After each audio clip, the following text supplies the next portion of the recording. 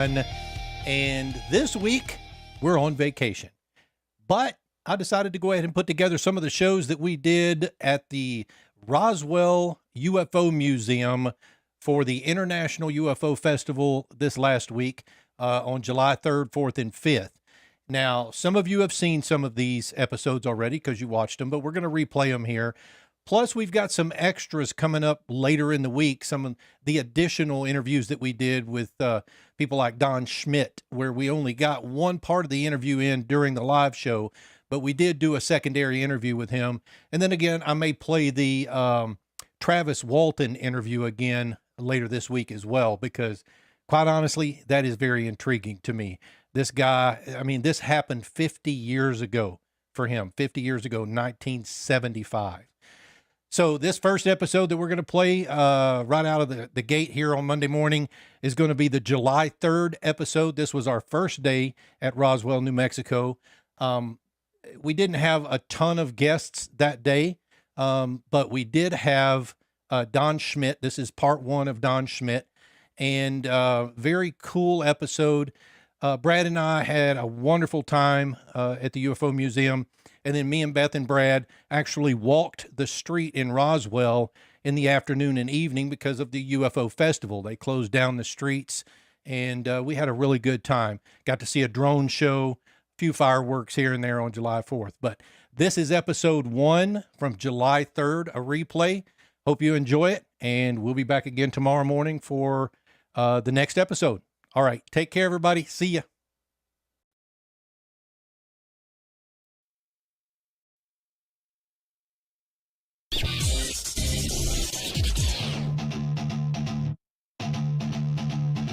Prepare yourself for an out-of-this-world edition of the Daily MoJo. This 4th of July weekend, we've traveled to a storied location of the United States, the desert Southwest, home to the legendary White Sands Test Facility and the most enduring story of alien visitation in the universe.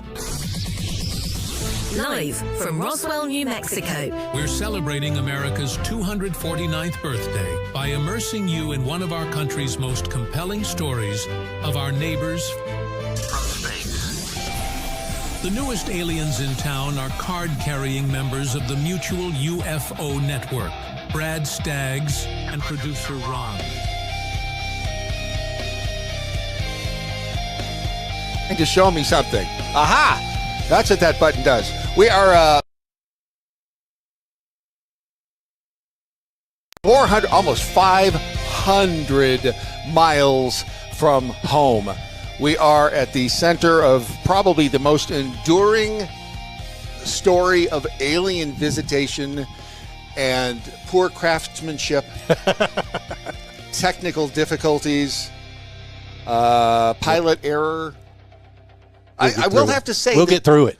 Well, not us. I'm talking about the aliens on the crashed ship here in Roswell back in 1947, the July 4th weekend. Yeah, and it was Joe Rogan who said when they were discussing the alien crash here, is like, all right, wait a minute. You got these aliens. They can build this ship. They can fly untold distances across galaxies. They get to Earth. They fly into our atmosphere, and oh no, there's lightning. Look out, we can't handle lightning.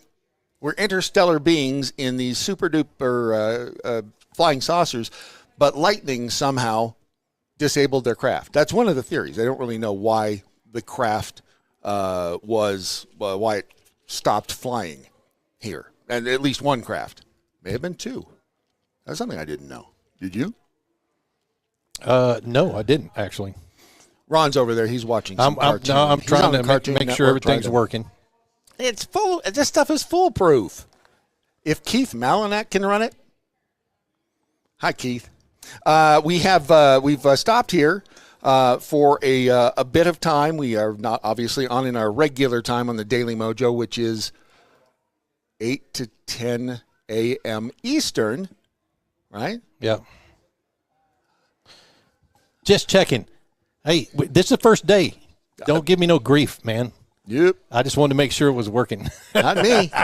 Anyway, we are normally on 8 to 10 a.m. Eastern Time, and that would be 7 to 9 a.m. Central Time. But we are out here on Mountain Time, and I had every intention of climbing out of bed this morning at 5:30 local, which would have been 6:30 Central Time. And then, after spending almost 8 hours in a vehicle with Real Ron Phillips at Real Ron Phillips and the Beth E. Knott over there, my body was like, nope, you are not. And so then came the alien abduction. That was probably, I would have to say that was almost as bad as spending 8 hours in the car with y'all. Almost as bad. The probing, you're going to have to tell us a story of being probed. It was a surprise to me, quite honestly. Imagine how the alien felt. I'm sure. We have a rim shot. Did we come all the way without a rim shot? Let me see. Let me check, Brad. Let's see here. Do I have a rim shot? There it is. Very nice. We brought the mariachi band with us. But if you didn't know, if you haven't been following the social media feeds, and after all, who hasn't? Right. Ron earlier today was abducted. He spent how many? Was it hours, or were you just on the ship? I don't know, Brad. Missing time. Missing time. Classic case of abduction. That's It's the weirdest thing. And he did. There was some probing going on. How much of the probing did you have to pay for? Brother, I don't remember the probing. I just know that it hurts, and I'm a little squishy. He did come out with a smile on his face, I will say that. Oh, my gosh. What? Look, there's the safe zone, no problem. I don't remember the probing. That one works too. Good. Well, Not that I didn't it's trust. working. Not that working. I didn't trust you to find out if we were actually going live to all of the places we were going live to. we're supposed to be. This is Day one. This is about as close to living in a fishbowl as you possibly can ever do. Oh, yeah. I guess I should tweet a picture of what it looks like from here. It is. So we're sitting in the UFO Museum here in Roswell, New Mexico. You cannot miss us. If you walk in the front door of the museum, look for somebody who looks like he was abducted and been probed. And that'll be Ron. We are the brightest thing in the lobby. And you will hear in the background during the course of our broadcast today, which will be probably 2 hours. So you're going to get every penny's worth. You'll get the sounds in the background of it sounds like we're being attacked. I don't know who's doing the attacking back there, but they have got one hell of a sound system. Yeah, hooked it's up, rattling the walls. And it's. I mean, did we see that last time we were here? It's a whatever's in there. Something's being attacked, and something bombs going. Is that the crash or are those bombs? All right, we're going to launch our own probe into the matter. We'll find all about that. But if you're in the area, of course, you're welcome to come to downtown Roswell, New Mexico, which is, if it hadn't been for that crash, the faulty workmanship of the craft, the ineptitude of the pilots, the secrecy and low, or should I say underhanded tactics of our federal government and the military. Yeah, that. The mistreatment of the local residents here in Roswell and surrounding areas after the incident. Yep. I'm not sure what would be here because it is kept. I mean, there's a lot of oil. The gas and oil industry is big out here. If you on the way here, big. Yeah. Yeah. Well, and within driving distance. So a lot West of people, Texas is where that's part of it. Yeah. Yeah. So if you've ever watched Landman, I don't know what you're talking about. Mm-hmm. Ron, soon to be a major star on the series Landman, along with Billy Bob Thornton. But we passed a lot of, looked like residences of people who worked in the fields, and that's hard work as a roughneck out there. Yeah. But this town has survived now for decades on the events surrounding the event that was the crash in Roswell, New Mexico in 1947.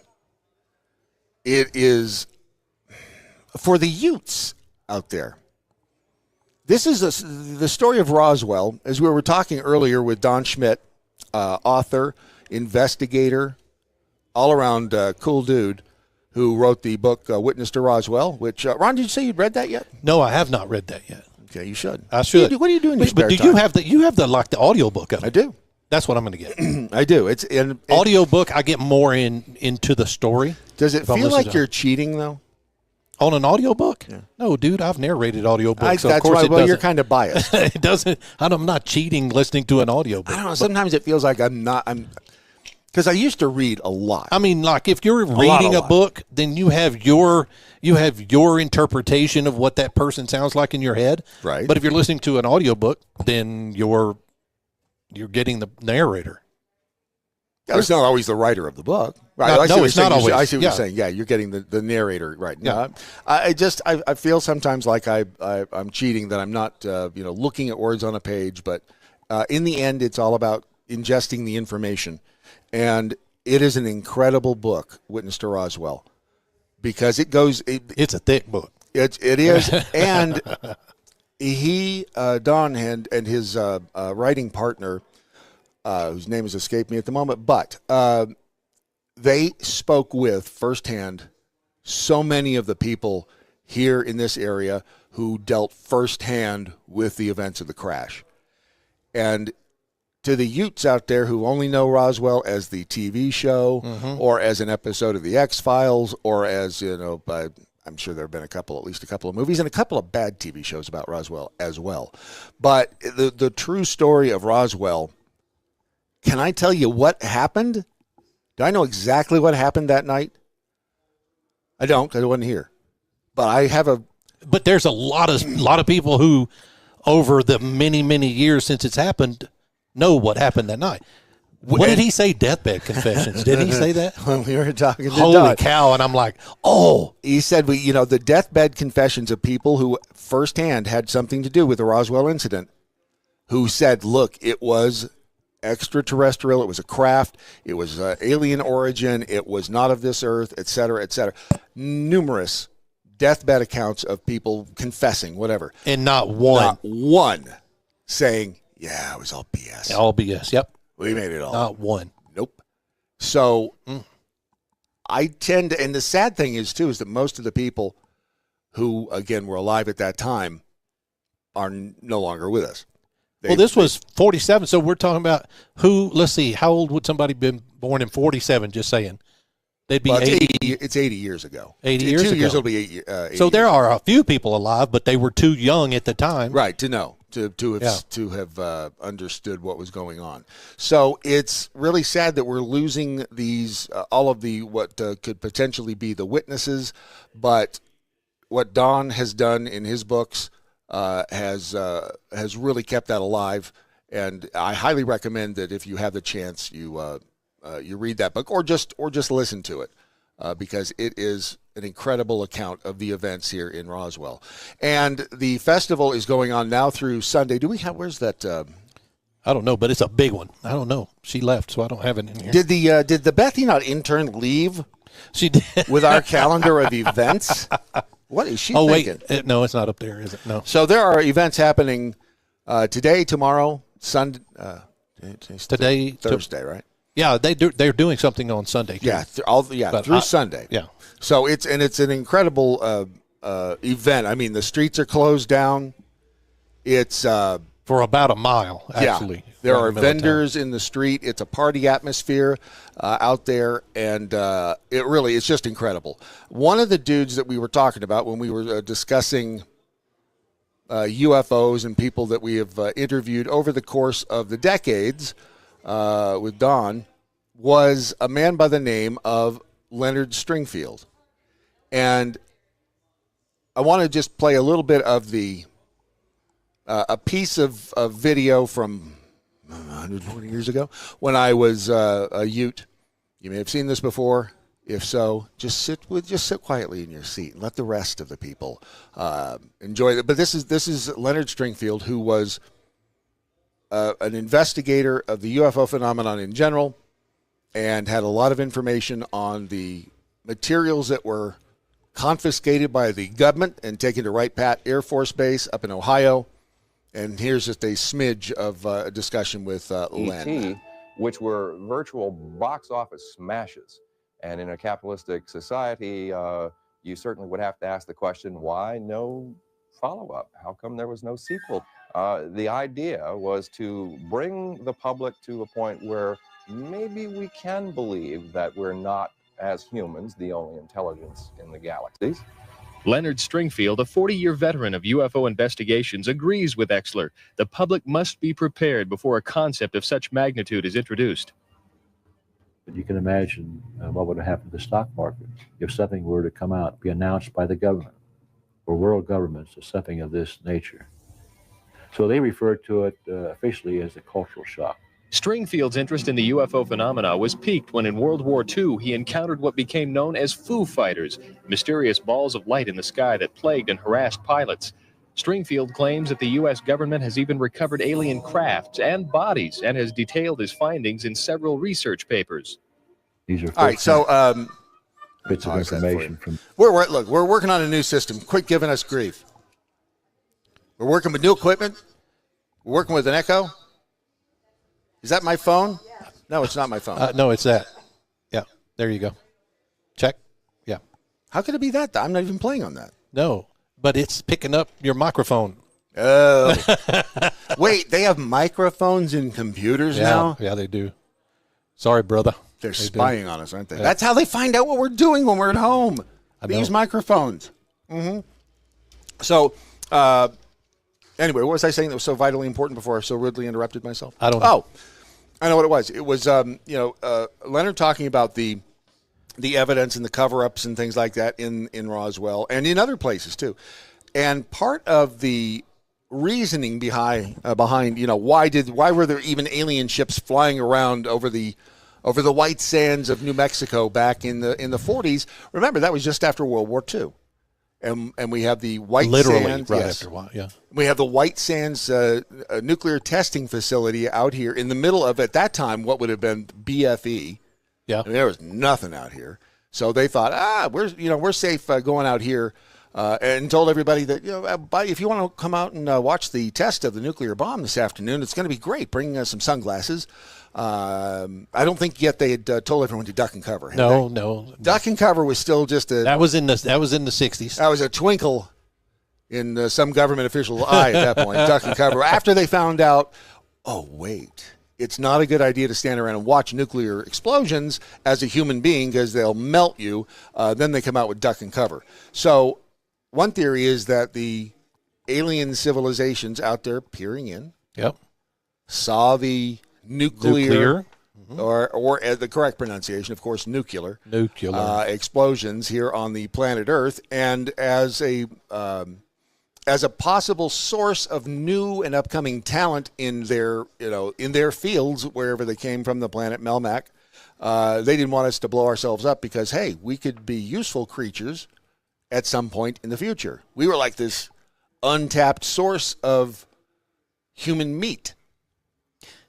Okay, well, that makes more sense. I was just sitting here thinking, if the aliens did want us to do away with ourselves so they could have our planet or something, but human meat, I get you. Human meat.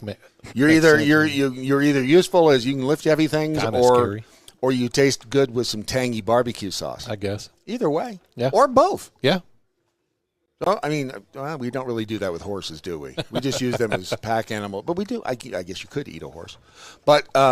So that's another reason that they think that that's why the UFOs are flying around out here. And there is something else that happens when you're doing nuclear tests. I was just reading about this not too long ago, and something is created. And now, of course, because I'm old, I can't put my finger on what it. But when you've got the nuclear test bombs being set off out there, it creates some phenortner. Okay. And that also can be essentially a calling card for alien ships. There's a couple of reasons why the alien ships could have been flying around here in the middle of BFE, and why possibly their ships could have fallen out of the sky, because of lightning. And again, poor craftsmanship on the part of the aliens. Hang on, I'm trying to now correct me if I'm wrong. You're wrong. Okay. Well, correct me. Say something. Okay. No, the crash site isn't in Roswell City, correct? Correct. How far out is it from here? What, about 20 miles? That thing says 30. Okay, so 30 miles west of here, northwest of here, right? 30 miles northwest of here is the crash site.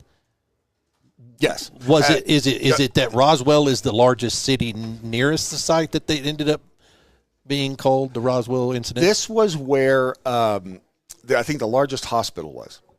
And they had the crash survive. Plus, this is where the base was. Oh, it was here? Yeah, it was just outside. Wright-Patterson? Wright-Patterson not and Carswell, because those are the two they took. No. It was, God, what was it? It was called something different back then. It was a joint base back in 47. Hang on a second, I'll tell you, because it has lost my, hang on one moment. AI will fix him right up. Yes, it certainly will. What the hell was the name of the base here in Roswell? It was, anyhow, that's why it was, local Air Force Base. Okay. So, look at here on Wired's website. It says, here's the proof there's no government alien conspiracy. Which means, of course, there's a government alien conspiracy. Government Wired, and what is Wired on the interwebs doing, telling us there's no alien government conspiracy? Of all people. They're Wired. Aren't they supposed to be dealing with, like, stereo speakers? That's what Wired is. That's why I ever just don't get me started on that. So anyway, that's why because they had to call in the authorities, and then you've got the alien bodies who reportedly there were 3, 2 of which were dead. Yep. And one that, depending upon who you believe, either lived a very short while afterward or lived up until very recently. At Area 51? Either Right Pat or 51. Yeah. Which, there's so many little sub-rabbit holes in the Roswell incident, because there is also the story of the alien autopsy. Correct, which they have here in the museum. In the back there. And that was in the mid-90s. Okay. And there was even an X-Files episode that revolved around whether or not the alien autopsy was real. And, of course, Fox Mulder plays off as it's not real and it's all bogus and blah, blah, blah. So the thing is, it looks, well, Bethy, not so. How would you, you think, did it look real or did it look hokey? The alien autopsy, when they're digging into the... Nice. You know what? You should sit over there and at least be able, so we can hear you if you're going to say something. Yeah, you can use the handheld mic. You don't even have to be. We don't even have to take the shot. Yeah. Just use the handheld mic. Yeah. So did you say it was hokey? It was very hokey. It didn't look real at all. Hold on. He has to push Okay, another button. there you go. I said it was really hokey. It didn't look real at all. Also, it was actually 75 miles. I just looked it up from Roswell. So it was a ways out there. It was ways out. And there was a farmer, Brazos, Mac Brazel. who... Mac Brazel, he was actually not the owner of the farm. He was the farm. He was Rip. Okay. He was So Yellowstone he Rip. was the one that found it. Yeah, exactly. Yeah. And he found the debris field, and he's... and they really... It was more of a pain in the butt to him. Because he's like, I'm just take it down, And show it that's to the kind of cops. why he called in the Air Force, because it was like, get this thing off my property. Yeah. I've got things to do. Too much junk out here, because the debris field was huge. Right. And there was a bunch of, it would have taken too long for him to clean it up by himself. So he gets help, and then the Air Force goes out there, and they're like, whoa, rope everything off. You couldn't go out to the property, strangely a lot like it is now. Yeah, they don't let you out there now. No. Yeah. Well, see, here's the weird thing You had walked off when I asked about that. Oh, really? Oh, yeah. Wait till you hear this. So I asked Don Don Schmitt. Don Schmitt about that, and he said that the debris field is actually on BLM land, so you should be able to get there. But all the land surrounding it is privately owned, and they have put up fences and have threatened if people go through the land or anything. They'll shoot you. Yeah. Shoot you dead. Yeah. So, but he said, Is it because they're trying to hide something, or they just don't want people on their nobody land? really knows. Yeah. Yes. And when you said BLM land, you meant Bureau of Land Management. Correct. Yes. I know. Just I do the checking. same thing. Just checking. Yes. Black Lives Matter. They own land out here. Yeah, Bureau of Weird. Land Management. Yes. But Yeah, I asked him, and he said that they still were doing research. They have to be very careful when they go and how they get there and things like that. Secret research. In the middle of the night. I asked Flash if they Whatever could, it takes. I asked if they could helicopter in, and he, That was that was a smart question because, too. Because he said you couldn't walk through the people's land. Yeah. But since the land that they're actually looking at is owned by the BLM, Bureau of Land Management, then Not could they Black Lives helicopter Matter. in? Yeah. Not Black Lives Matter. But he said they had ways of getting in. He didn't really Right. explain what those ways were. They have secret ways of making you get into the land. And they go in and they take their samples. But we're hoping we get to talk to Don at some point this afternoon, if not today, tomorrow. But he'll let us know what the latest is. Because again, going back, the overarching theme of Roswell is most people just, it's that alien thing. Or a lot of people just feel that's a cartoon. Well, I mean, it's fun. It's a fun little town. Yes, There's it all is. kinds of fun little cartoon aliens here. Yep. Every restaurant, has the alien painted in whatever their motif is. I'd be making wood aliens out here and Yes. spraying them green. Exactly. I'd That's be what there's a guy doing in the lasering street aliens. right Yes. now. Actually, there's some of those for sale in the gift shop right there. Lasered aliens? Yes. Of course there are. It's all here. It's lots of fun. Hashtag the Brad life. Honestly, it was very I see you serious. bringing that out now. What's It was very serious, though, when it actually happened. Yes. And I don't guess I realized we've been here before, but I've had beer since then, so I don't really remember everything. I got a woman stays drunk all the time. But it was on July 4th that it happened. That's Led why they do Zeppelin. this festival on July 4th? on July 4th. Yeah. Because the crash. Was on July 4th. Yeah. You mean the weather balloon? Yes, the weather balloon. Yeah. Which, again, the whole weather balloon story, the great part about that is that they dealt on an almost daily basis, the guys at the base, with weather balloons because they the knew what place- a weather balloon Yes, looked like. The place that sent them up is like right next door. Yeah. And so they dealt with them all the time. So it'd be like being a Ford dealer and finding a crashed Ford out in the country and going, I don't know, it looks like an alien. We make those. I mean, we deal with it. Yeah. I don't know, it looks like an alien. Of course they knew it wasn't a weather balloon. I think that's the dumbest thing. And the picture that everybody is familiar with his name escapes me. It is not his son, but the elder. Yeah, where he squatted down holding the in material. Fort Worth. Yeah. His name. Dang it. No, that's not. No, it, but I know It's very it. close. It's French. Want me to go run over and No, look? nope. I'm gonna get this. I've taken my Richard, methylene- is it Richard? maybe, but no. Okay. I've taken my methylene blue today. You saw my tongue earlier. I did. Ron likes to see my tongue when it's blue. Doggone it. It is anyway. So the picture that most people are familiar with the military dude. On the wall right there. I know. Oh, darn it. Stop it! Don't even just let it go. It'll come into your brain. They forced him essentially. He had gone to Fort Worth with a box of parts and pieces from the crash site to give to the general. As he goes into the office and sets the box of pieces and parts from the crash down on the desk, General, and I would give his name too, but I forgot it, walks him into the next room and says, hey, I want you to show me something on this map. That would Marcel, be, Jesse Marcel. Thank you. Jesse Marcel. See, I told you. I see. This says Irving Newton. That's a different picture. That This a is different Jesse picture. Marcel. That's Jesse Marcel. Right there. And Yeah. Jesse Marcel, can you show your screen? I cannot. I just searched. I know how to search. I'll find it. Jesse Marcel. You know what? I probably could show my screen now that we know how it works. Well, it's good to see you. You've been using your time wisely. I guess. Let me see. Share this tab instead. Ta-da. Here is the picture of Jesse Marcel Sr. That's the picture that most people have seen of him squatting down there on the floor. That's the general's outer office with pieces of they look like Mylar. Yeah. Is he the one that the daughter was on the recent documentary? No. His son, her name. Because she swore that her dad knew it was not a weather balloon, but he was ordered not to say that. And then she got in trouble because she did say something about it, and they came to the house and threatened the family. Oh, of course they did. Yeah. Her name is, I wish I wasn't so, what's the word? Old. And as soon as I say it, you're going to know it because they went to her. They threatened to kill her and her parents. Mm-hmm.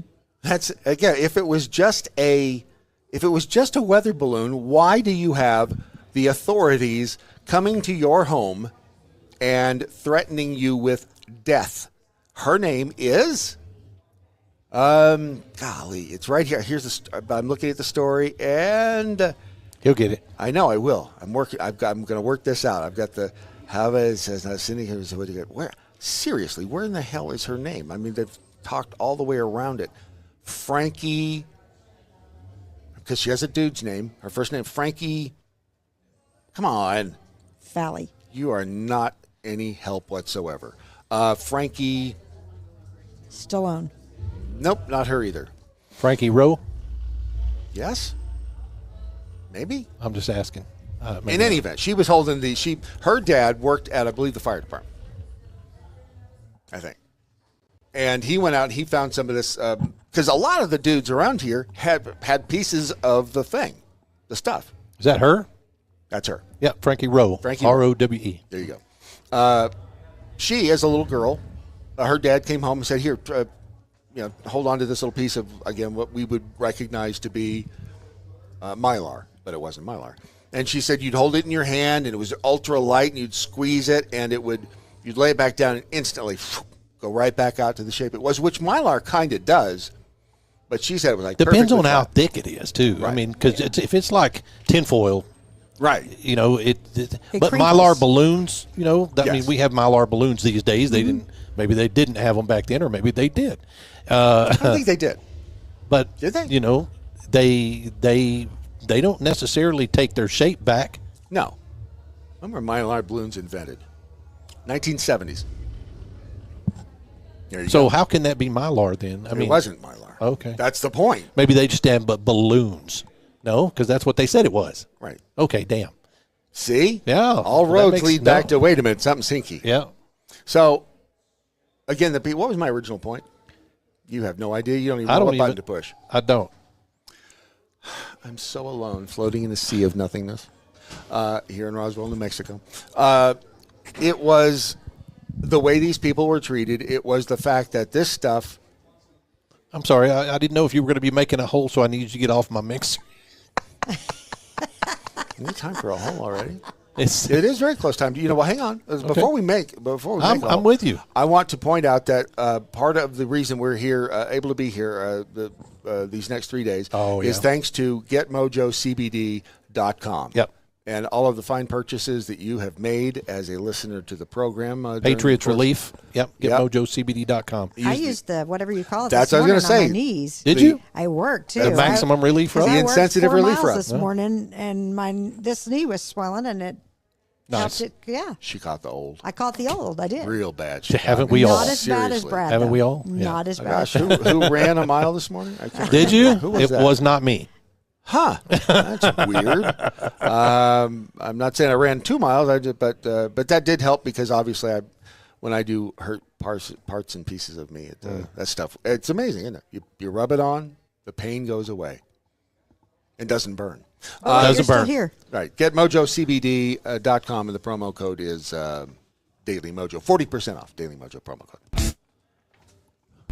The Daily Mojo.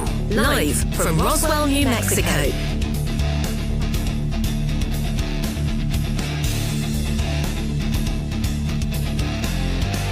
What is it, Wisconsin Jackhole over on the Twitter from this morning?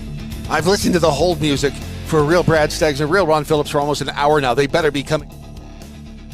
I'm sorry. I got it. They better be coming on live. That button right there. Punch that button again. This one. Punch it again. That's the button that mutes me. Yes, I will stop doing that. Just so you know. In case you were wondering, that's when you. I know what that button is. You can't hear me anymore. That's Maybe, true. That may be your intention. I was trying to don't mute know. that microphone where Bethy was, but she's not there any longer. We had to shoot her and put her down because she knew too much about Roswell, which they threatened people here in Roswell Yeah, with. they did. Which, if Yeah, it was they a did. weather balloon, why do you threaten residents of the city who have firsthand knowledge of the materials that they found? Why do you threaten them with death because of a weather balloon? You don't. But Wisconsin Jackhole, I don't know if you're out there right now, but it's going to be this way for the next couple of days. We're not going to be on in the same time frame. Yeah, time we may slot. be even on a different time tomorrow. We don't know what's going on, but we do have this big A schedule here. And it is a big schedule. I mean, there's a lot of stuff. Look at all that stuff happening. We got so much stuff to do. We've already we had a fabulous lunch over at Peppers. Peppers, yeah, we're supposed to be talking about that. Thank you to all of the fine folks at Peppers. I know they, and Renee Martin, who has been fabulous. You got some time? Oh, that's fine. Whenever. You let us know. Fantastic. Thank you, Don. Perfect. Appreciate it. That was the lovely and talented Don Schmitt, who is going to come back by here in about 15 minutes. We'll talk to him live. But over at Peppers, and Renee Martin, I was saying, and also Karen here at the UFO Museum in Roswell. Who else? A bunch of people who have made this possible, but especially at Peppers. I know we got a list of. Here's what I'm going to tell you about Peppers, because I could do all the old. We haven't had one of their margaritas, though, have we? Oh, no. I didn't say you got one. I love margaritas. You be muting me out left and right. I love margaritas. Mm-hmm. It's been here for 35 years. Margaritas do not love me. But. There is, and it's only 5 blocks from the International UFO Museum. We had the quesadilla today, and the guacamole is good. It was fantastic. I'm a guacamole snob. And whatever it was they put on those chips. Seasoning. Seasoning? Oh, good Lord. They got voted the best green chili cheeseburger 2 straight years. Yeah. I have to try one of those too. But if you are in town, if you're headed this way, Peppers is a fabulous restaurant. They bought our lunch today. Adam Rowe is the owner. And Adam, we appreciate you, everything you do. And Renee, thank you for everything you have done. And Karen and the rest of the gang. Again, the hashtag to use for the program today, what I learned today. And you can tag us in any post you have, which would be at Real Brad Staggs, at Real Ron Phillips, but you can't tag Keith Malinak in a photo on X. Do you know why? Why? I don't know. I saw he posted that. Is he some highfalutin dude? I mean, the guy gets, he's out there and he's talking to all these big wigs, and maybe he's just got too many followers. He's got the big head. Did he get the big head? Maybe. I'm just saying. But you can't. Actually, he was surprised that you couldn't tag him in a photo either. So I don't know what that's all about. If anybody knows how to change it so you can get tagged in a photo, who knows? Farley elk. Wait a second, because we ate it at Farley's last night too. We ate at Farley's. I didn't see Chris Farley impersonator though. You kept telling me he was going to be there. Oh, he's fabulous. When they had the Chris Farley impersonator, he comes out. He does the whole comedy routine at Farley's. It's just great. I mean, really. We're going to go back so that you can see him. DeGare Bear says, I'm convinced a deathbed confession by Intel or alphabet agencies is some rule they have to say abstract crazy shit as disinformation. But, when you are close to death, when you are on your deathbed, when you know you are about to assume room temperature, and I'm sure there are some people like this, who feel absolutely, they feel like they're required. That is, if they don't follow through with their sacred oath to the military or whomever they are felt allegiant to or pledged allegiance to while they were alive, that if they don't follow through right up until the moment they assume room temperature, that they are going to go to hell. I'm sure that those people exist, but I would think most people are like, I'm about to check out, and I know I've been lying all these years about something, and I need to get it off my chest. I need to purge this. Because I think that's what's happening. When these people are ready to leave this earth, they are like, it was a real ship. It was a real alien ship. Yeah. And I mean, that's the way I feel anyway. Is that another happy customer? Beth, I think, you're not beating a child, are you, Beth? No? Okay. It's weird. This little baby just looked inside and saw Ron, started crying. It's really kind of strange. What did Don say he was doing? He's doing a... He said he's doing another interview and said he would be back in about 15 minutes. He's going to give us more than 15, right? I mean, we're kind of a big deal. Well, you told him 10 or 15 minutes. Is that what I said? You did. I kept thinking to myself, Brad usually goes a lot longer than that. So, well, what you do is you tell him 10 or 15, and then you just let it go. You just keep drawing them out. Yeah. You do, and a lot like. I mean, is it okay if we keep you for a little while longer? AJ Rice. Yes. Yeah. Yep. Wind it up. Wind it up. Go and shoo. He is off to the races. Was it Free Range Prisoner? what is going on? Where's the show? Or the update about your show start, or any information for that matter. Your intern is really slacking off in your absence. How many hours ago was that? 9. Okay, yeah. I did try. I so tried to get up, and it was not in me. I mean, well, it wasn't. It wasn't in you. Okay. It wasn't. I just did not. I mean, I really did try. Just get over here. I'll do this right here and this, and then there you go. Yeah, that's a perfectly timed rim shot right there. Also, if you're out there and you would like to follow the show on social media as well, at Real Daily MoJo, and I'm going to start trying to do more. We have David G watching. David G is watching? David G is watching. David G, how are you, buddy? Is that chewing gum in your mouth? That's quite the tan you have. Wow. He's actually, that was interesting. So I'm surprised that Mr. Jaguar knew how to get his phone or whatever other electronic device he has, to actually do what he wanted it to do. Because you ever tried to send him a text? No. It's such a giant, because you got to send it to the email because you can't, and blah, and you get a flip phone. Well, David G knows what he's doing probably with the flip phone thing. Does he? I mean, I know he knows how to kill you with his little finger, but as far as the flip phone, I'm not really all that convinced. So White Sands Missile Range, it was established in 1941 as the Alamogordo Bombing and Gunnery Range. That's where the Trinity test site was for the bombs dropped on Hiroshima and Nagasaki, right? Those were, and we talked about the kilotonnage of those the other day because of the Tunguska event that happened how many years ago? Yeah. God, when was that? That was 1908. 115 years ago. Hi, come on in. Come on in. You're welcome in. You can watch. This is short of standing in a room somewhere watching people paint the walls. This is the second most excitement you can have. It really is. I mean, and even when you're watching somebody paint walls, there's always the possibility that a bucket of paint could fall over and ruin everything. Look. That's us. See, we're goobers. Here's the weird thing: is look how short. Because there's his feet. That's because you're Bigfoot, dude. If you say so. Does that look like me? Yeah. Does that look like him? Thank you. You really think so? Yours used to be longer. I mean your beard. It looks like I feel like a cartoon. I don't know. Are you all here for the festival? Festival of the gift store. Well, that's good. There's no better place than it. All right, so you're familiar with the alien crash, right, Roswell? And we have two fine young ladies who just stepped into the broadcast booth here at the UFO Museum in Roswell, New Mexico. Yeah, we're live on the air. Yep. So you are tens of people watching right now. Dozens of people are going to know who you are.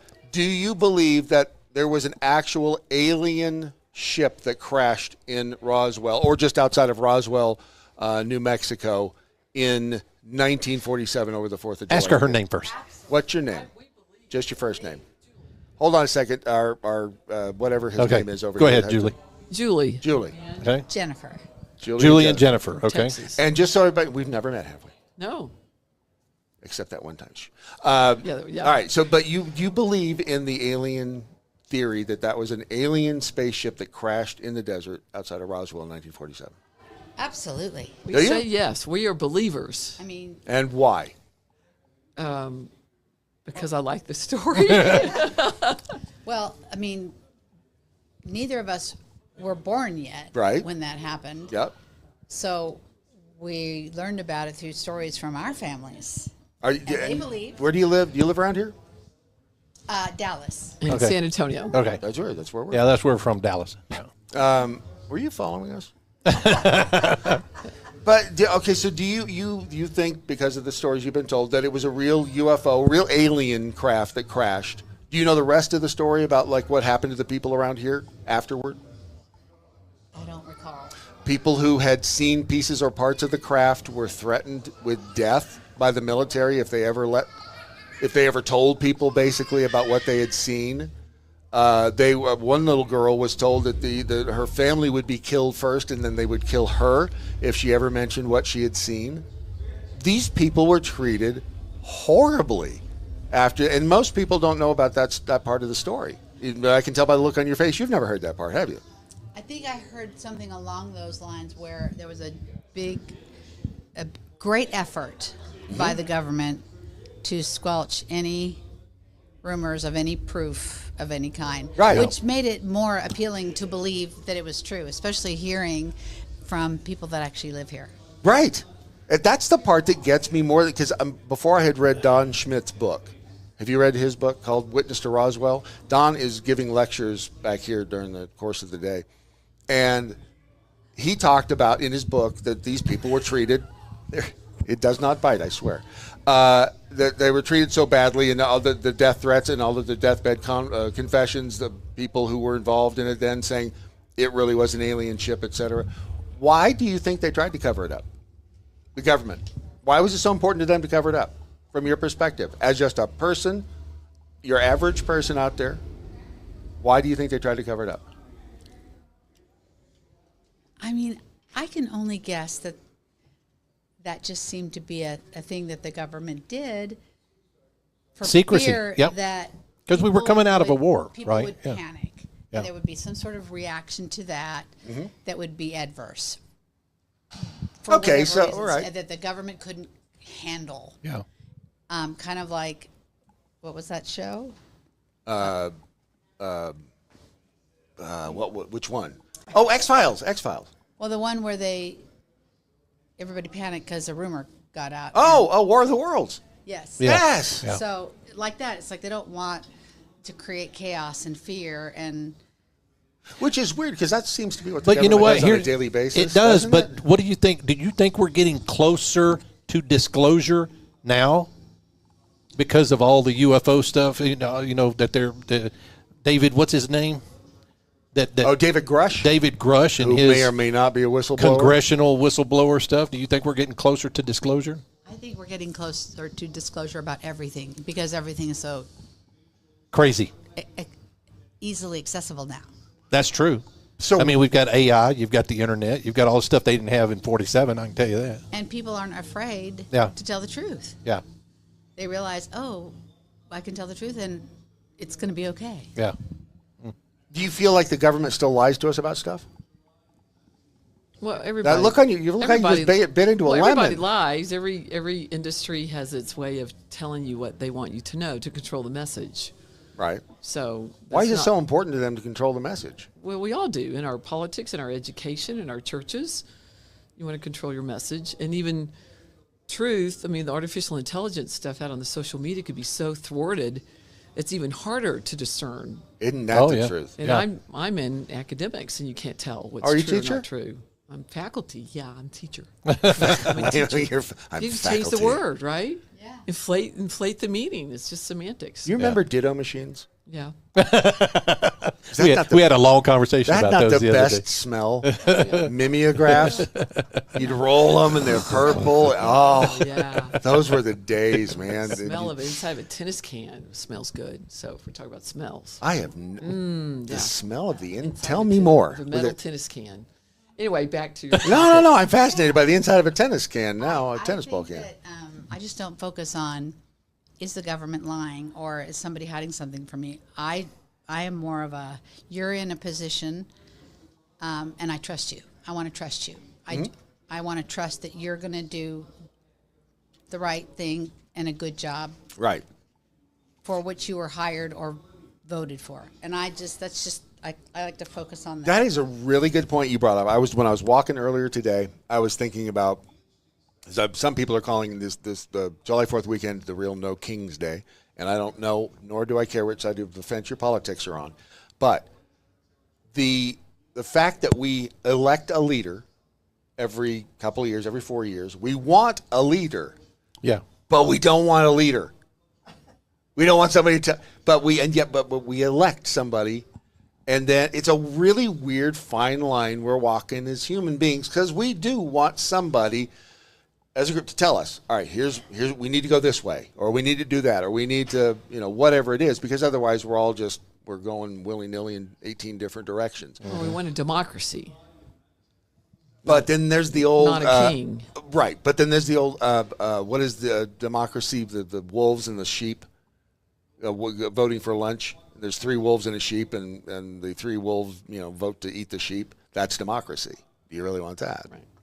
I mean, it's weird, and there's not a real good answer to this other than Roswell, New Mexico, and this crash is a real good example of what I think the government has done to cover up power and knowledge of ideas and or technology that, bottom line, spell money, and I guess in a sense because of the war machine, was it never let a crisis go to waste, and war is good for the economy. War is big business. So if they did find technology at Roswell, and they thought, man, we could have little things like little boxes we could talk into in 20 years, and we'd be able to talk to aliens and see them on the. I mean, that could have been a big part of it. The technology that they found. Maybe they just didn't know what they found. And yes, and they didn't want anybody They were else afraid to. of it. It's like we don't know what it is, and we don't. Maybe it can harm us, and we're not smart enough to understand what it is yet. So we have to keep it a secret. But that's the part that bugs me is when they say, as the government, "Oh, these people can't handle. You can't handle the truth. We'll take it from here." And then how do you trust them? Again, doesn't matter which side of the aisle you're on. How do you trust anybody anymore? And you brought up an excellent point about the technology, because what do you, when you see a piece of video now, a video about anything, how do you know if it's real? You've seen the deep fake stuff and the AI videos, and it's getting good. It's so getting really good. What was that one yesterday where the kid's feet were on backwards or something? And somebody pointed out it was I can't believe that happened, but you could tell it was AI generated. Because the feet were wrong. Right. Kid. Yeah. Well, it used to be that AI, when it would make a human, they had like their 7 their fingers. fingers were all screwed up and stuff like that. Not anymore. Yeah. But Not anymore. But now they got all that perfect. But if you ever ask a video generator, an AI video generator, to put text on the screen, put a sign, it does not spell. So there'll always be something misspelled in the AI video. But it is so difficult now to tell what's real and what isn't, and that's really dangerous when we don't know what we can and what we can't trust. So, it's hard. It's hard to think. Get up you there. have to be You're doing a good job with the skeptical. microphone. You shouldn't Yes. have to be skeptical. Right. It would be nice to be able to trust people, but I don't trust any of them. Do you? I'm a very trusting person. Don't do that. Trust and confirm.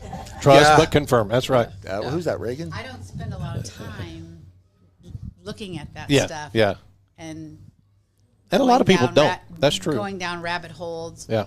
Or, You mean you have a life? Listening to sources and resources that I'm not familiar with. Right. Yeah. Exactly. I agree with you. How long y'all here for?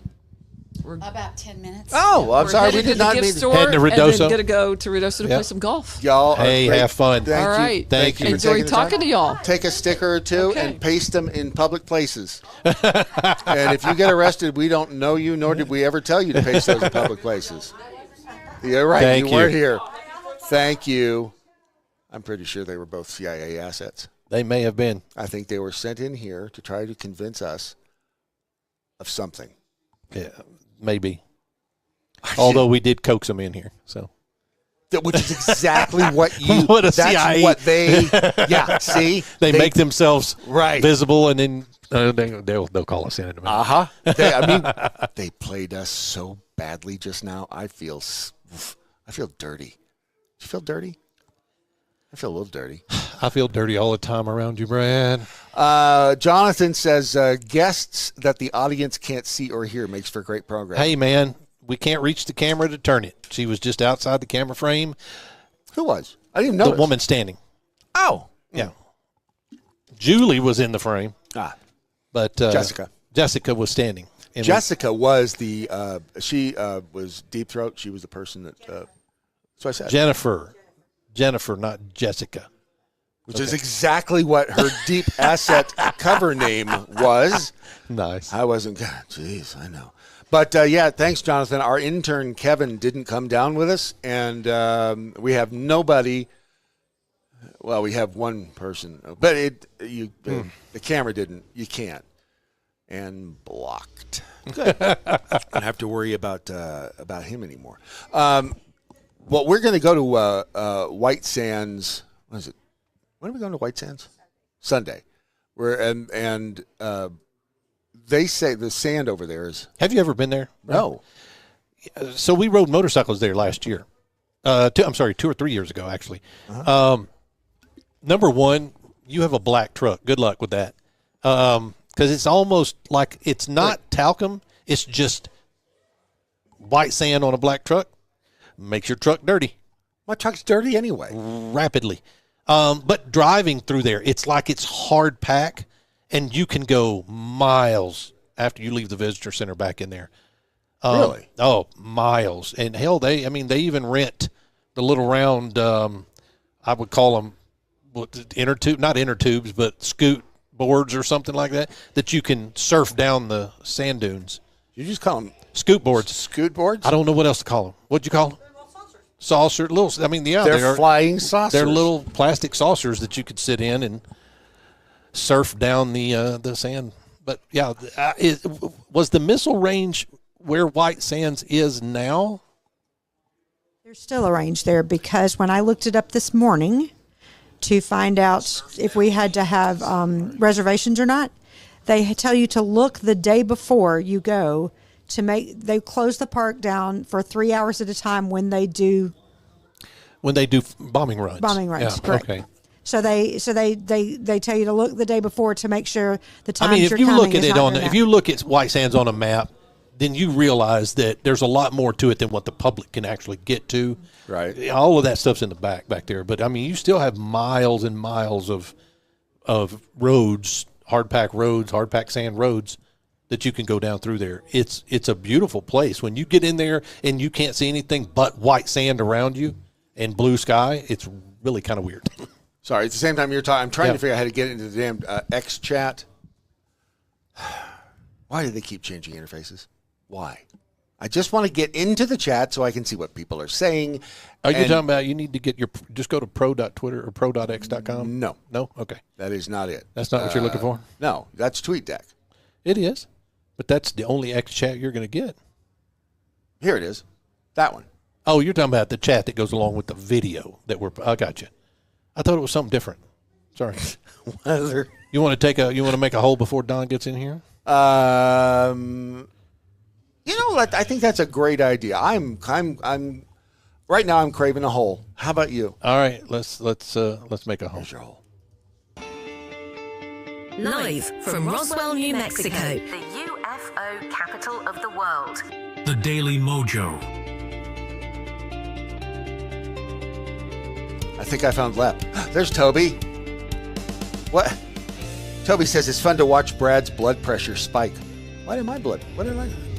Because you almost got into a really heated political conversation. Who did? You. With whom? Didn't he? Julie. Yeah. No, I didn't. You don't think I knew what I was doing?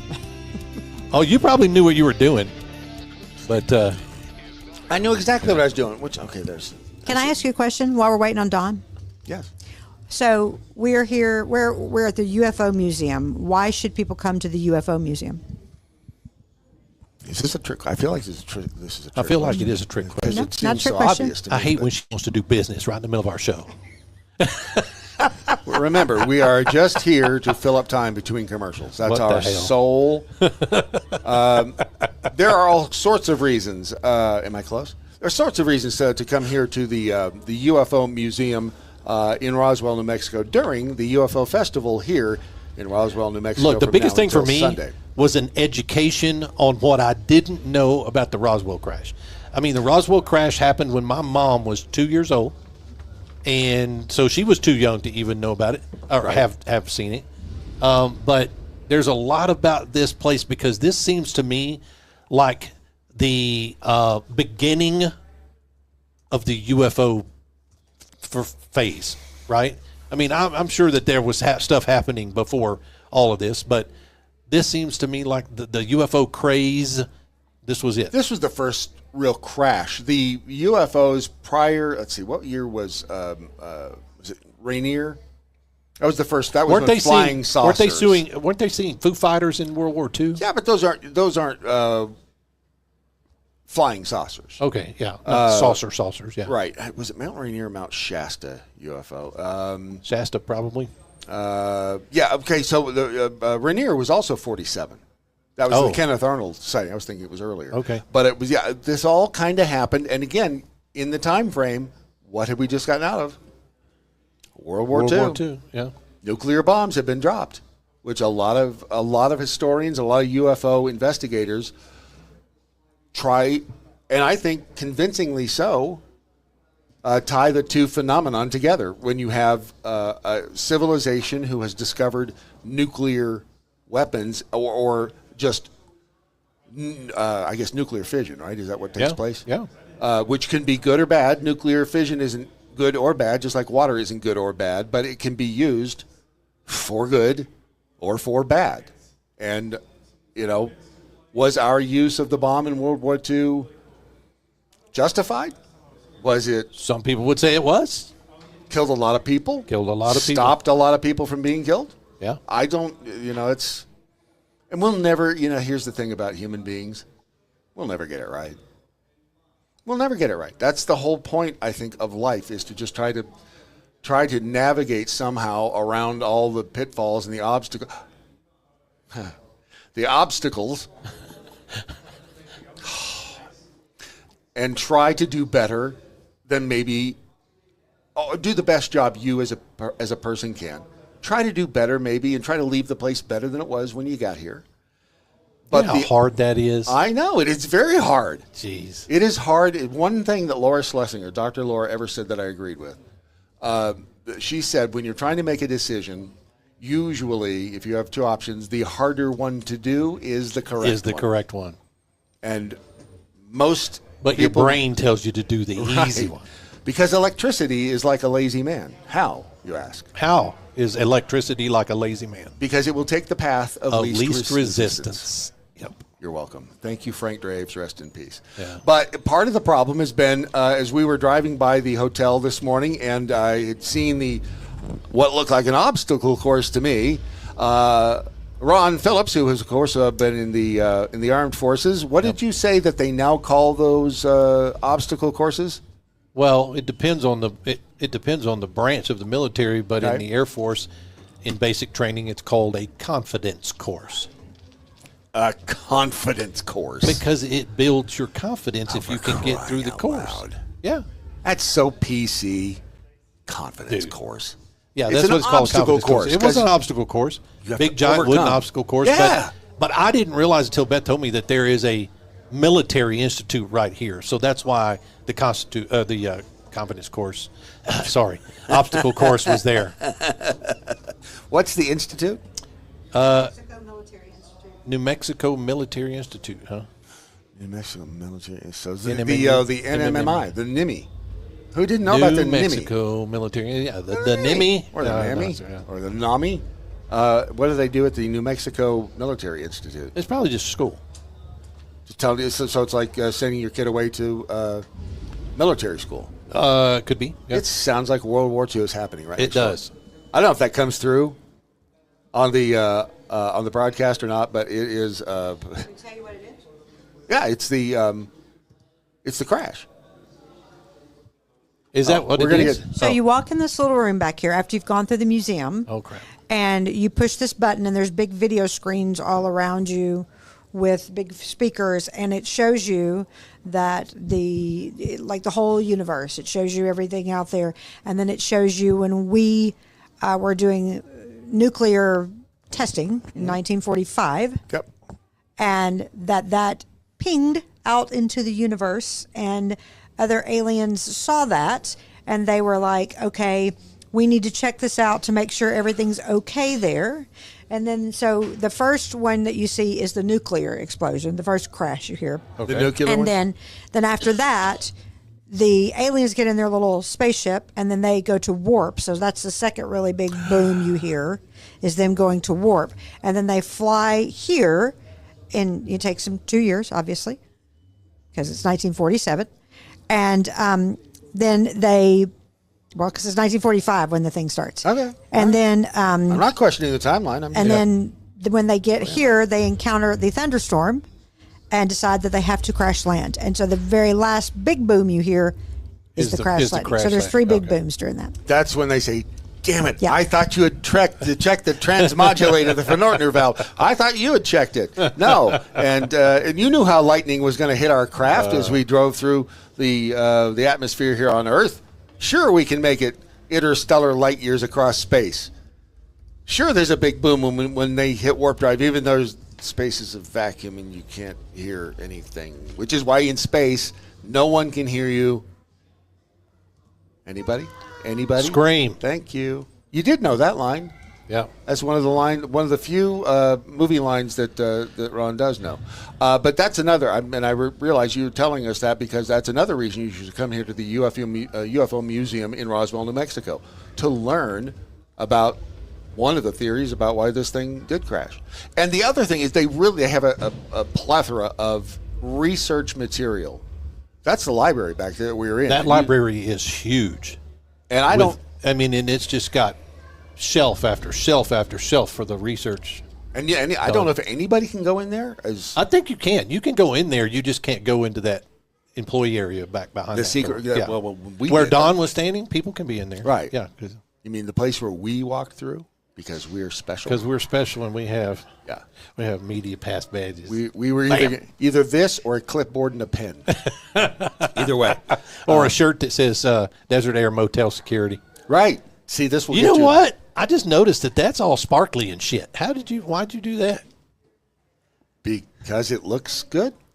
I saw it outside and I thought, look, sparkles at that, in the sun. Glistening in the sun. That's right. And then he looked at my shirt and he was like, well, that looks good too. Kiki's in the chat over there. Hey, we need to go back and see Kiki in Hawaii. I need to go see Kiki in Hawaii for the first time. I've never been to Hawaii. Let me tell you, it is awesome. And Toby over there. And Pat's Holistic Health Tips is over in the is in the chat room. A good thing too, because of my blood pressure spike. I wasn't getting into a heated political conversation. Oh no, it was getting close. It was like on the border. It wasn't. I was like, it's about to go down. Isn't that right, Beth? It was about to go down. You don't think I heard the dog whistle? Oh, it was there. Yeah. I heard it. I knew all. And the other Dog whistle before she even opened her mouth.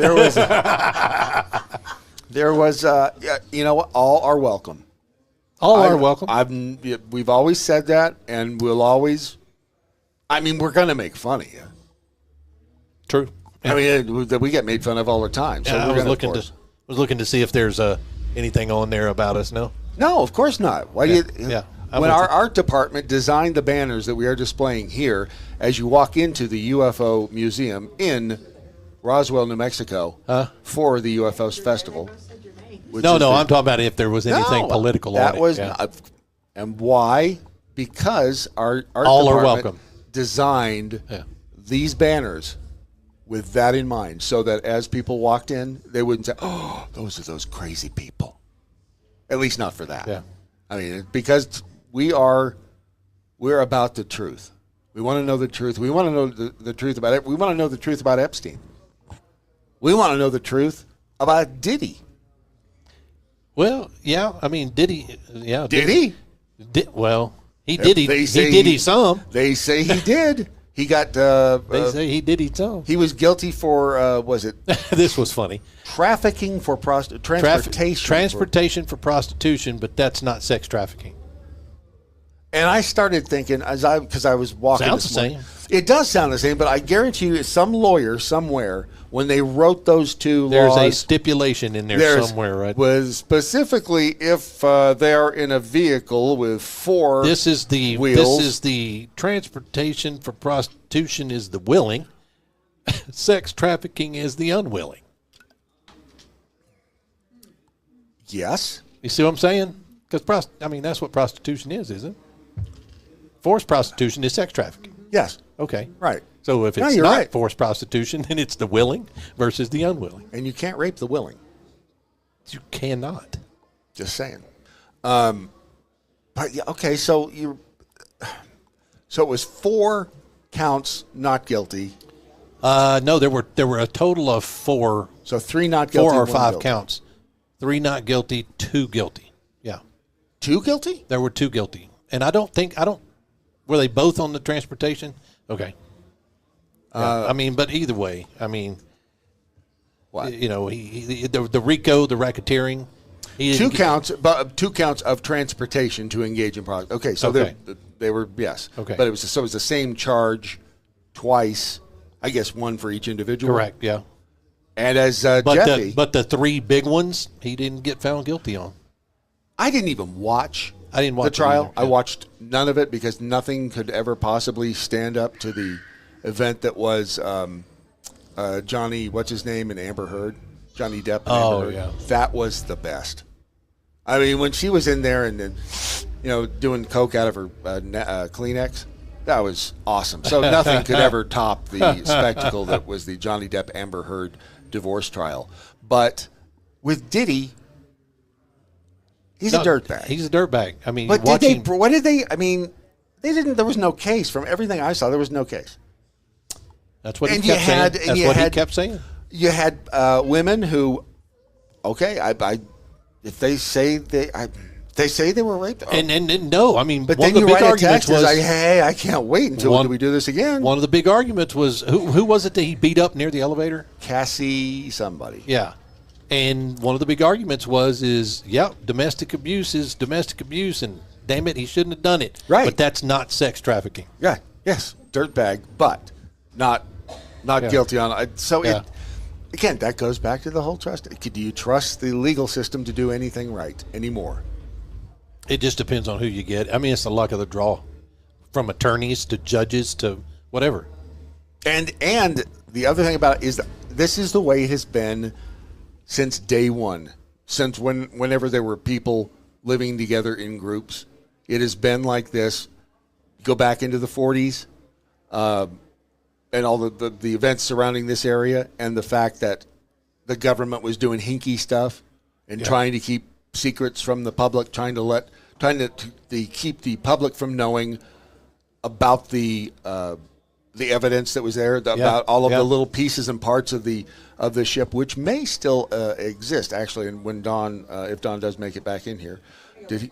Huh? Yeah, if you don't mind. I saw him walk back, but I don't know. He's very in demand. He is very in demand. But I think, and the other point I want to make before I get, I don't have my pen and Post-it, so I can't make notes.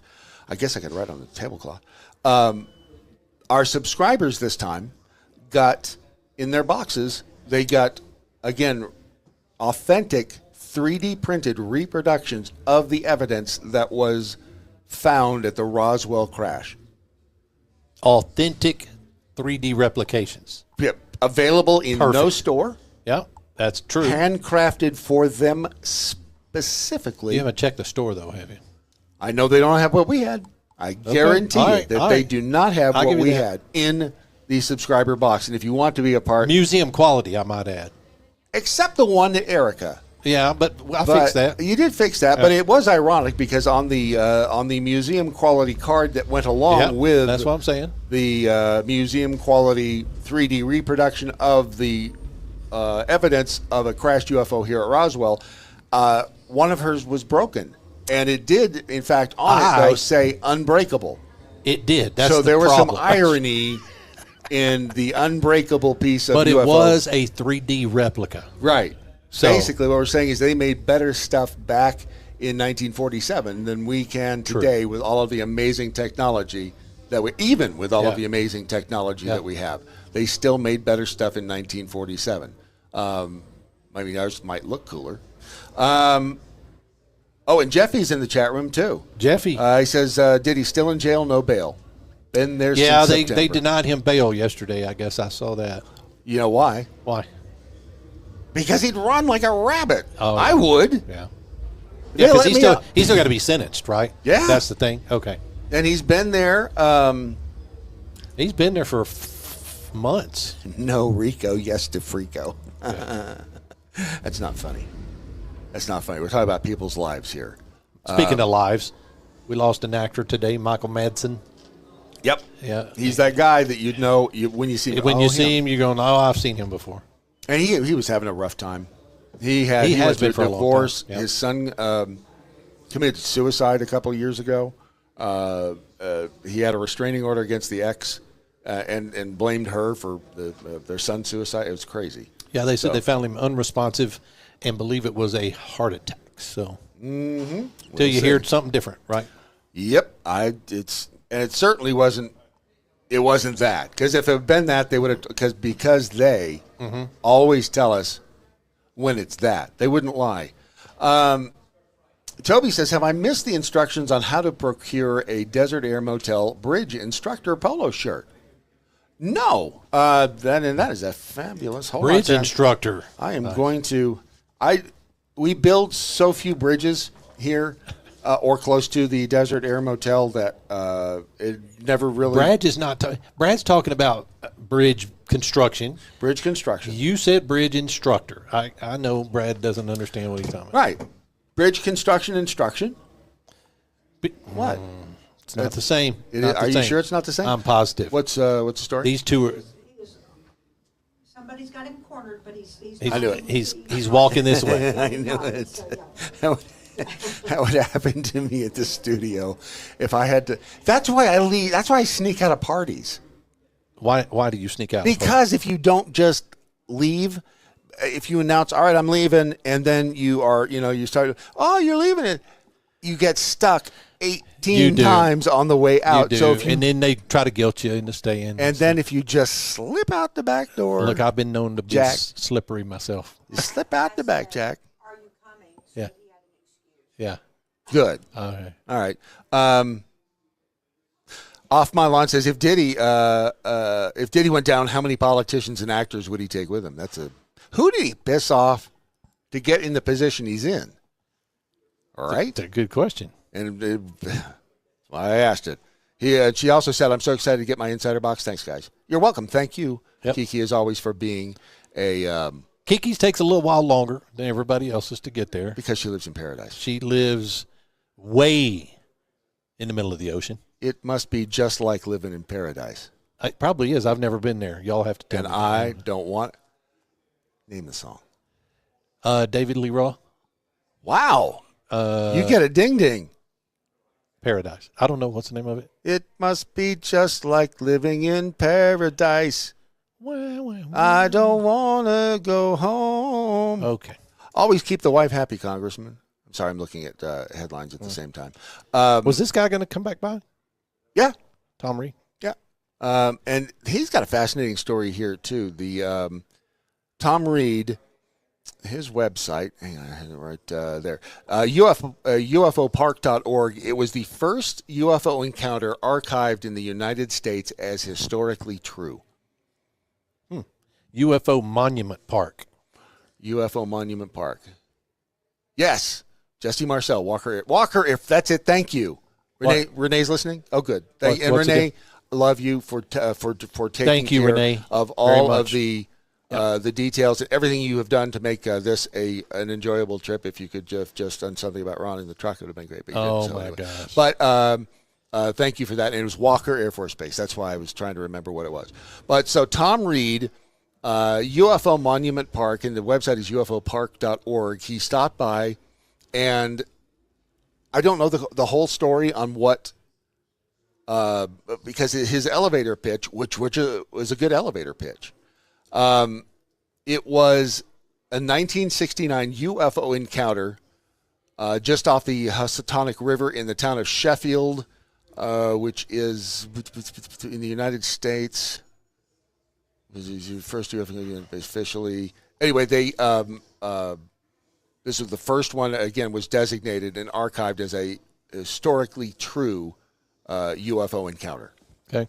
Which, again, is the problem with these UFO encounters, because there are tons of them. The woman in New York, they just did the Netflix special on her. She was abducted from her bedroom.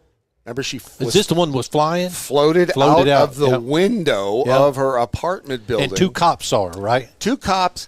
And it turns out that 2 of the witnesses who were in a car on like the Long Island Expressway or one of those, some other street that you would know, turned out to be like an ambassador like a high-ranking government official who also saw this woman floating in the air outside of her apartment building. Let's see, a woman floating in air. What the hell was her name?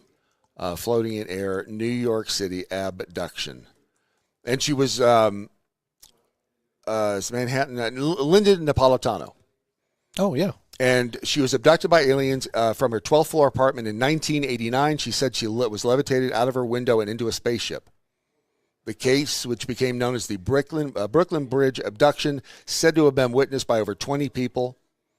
And did you notice when it was on? Did you watch it when it was on Netflix? I don't think so. Why? I don't know. But I'm going to go watch it now. I'm probably going to watch it tonight. I didn't watch it. I didn't. Is it not on Netflix anymore? No, I'm sure it is. Oh, but okay. the point being that, all right, let's say that a UFO parked. Bye, ladies. Thank you. Let's say a UFO right outside here. Okay. And they got out, and, they're 3 feet tall, and they're greenish, gray, silver-looking alien dudes, Okay. and they'd blend in right here. They would blend in right here. Yeah. Nobody would even question them here. This is the perfect place to hide if you It are is an alien. absolutely the perfect place to hide. So if they did that and they were authenticated to be true UFO alien people, Yep. how would that change your life tomorrow? I'm not sure it would. You'd still pay the mortgage? I'd still have to pay the mortgage. Mm-hmm. That's the thing. You'd still be every morning What the waking hell is up? the government afraid of? Get with the disclosure already. But you're right. It would. Now, here's how it would change. I think it would change my life with respect to having a broader outlook on the universe, the world, the fact that we're not alone. That Possibly kind of thing. believing that the government wasn't all that in a bag of chips, that they weren't yes. your overlords, that you would get more people feeling that way that weren't Maybe. so dependent on the government. Yep. I mean, it usually circles back to power and money. Always circles back to money. But power does. is a big Yeah. part of that. And that's what I think they're so damn afraid of, is because they don't want it known that there is Jennifer, right? She was the other one. Jennifer and Julie. Yes. Julie and Jennifer. Jennifer was standing. Yeah. Not Jessica. Jessica was not here. Not here. We don't even know Jessica. I've never seen this woman, Your Honor. Correct. But Jennifer was standing. And Jennifer saying, look, they, she kind of hit the nail on the head when she's like, well, it's the power. They don't want us. We'd all freak out because it wouldn't be any, the right leaders wouldn't be in the right place. Because people want to be led. And the minute they think that there is a power higher than the government, I'm not talking about God, but a power higher than the government, does their allegiance change?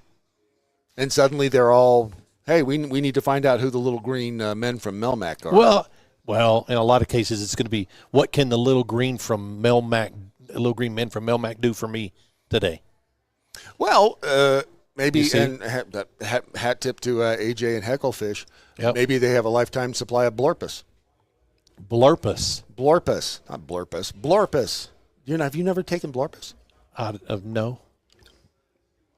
And he calls himself what? You've never had Blorpus? What is it? If anyone's listening right now and can get me out of this mess with these two people who are sitting in this room with no idea what Blorpus is. You can't explain it, can you? You don't know yourself. Do you recall what was the stuff? Not Manna from Heaven. The cartoon. He would drop Shmoo. Remember the Shmoo? Was that Flubber? It was Little Abner. Little Abner. And Shmoo were these creatures. They were the best thing in the world because they would be your friend. Mm-hmm. They were kind of like fluffy clouds. Okay. They would be your friend. They could be your confidant. Okay. If you were hungry, you could eat them. Okay. Which, how many friends do you know that you can eat? Yeah, because that's like a death sentence. I mean, but not with the Shmoo. I appreciate that you asked the question. But not with the Shmoo. Yeah. What's she say? Ron, you'll love it. Oh, you'll love it here. I thought she was referring to the... Thank you, Kiki. I know what you're talking about. Do you? I would love it. My brother insists... Oh, I see that. Concierge valet. My brother and sister-in-law lived in Hawaii for years. Yeah. And wait, and you've never been there? I've never been there. I kept threatening to go visit them, but I never did.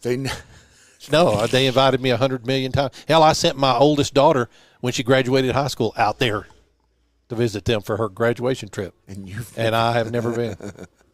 They were at Schofield Barracks, Kiki. Back to the abduction thing, because that's the other part of the UFO phenomenon. Yeah. You've got those are the different encounters. You get your first, your second, your close encounters of the third kind, which is contact and all that. But you have the sightings. You've got where you can go up and touch the ship and all that stuff. But is an abduction? Is that a fifth kind? I thought that was third kind. Didn't they get abducted? Not abduction. No, that's not third kind. That's contact, but it's not abduction. I don't think. Hang on a second. Maybe I'm mixing my levels. I don't know. I remember when the ship landed behind the Devil's Tower, it dropped off some people it had picked up before and picked up a little kid and other people. No, an abduction is not considered a close encounter of the fifth kind. It was Stephen Greer. Close encounter is the first kind. You know who I was trying to think of on the way here yesterday? Who? Stephen Greer. And I couldn't think of the name. Stephen Greer. Yeah. Isn't there a place you can go look for UFOs out here? And there's an app.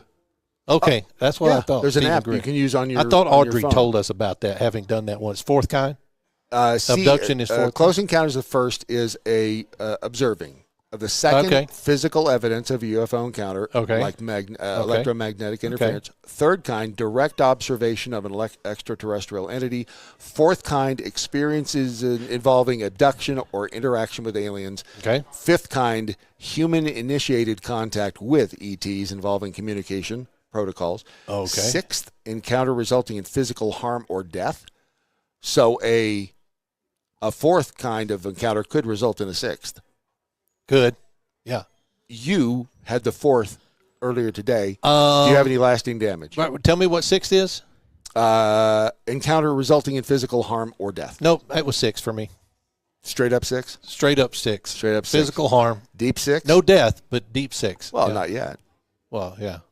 Did they tell you?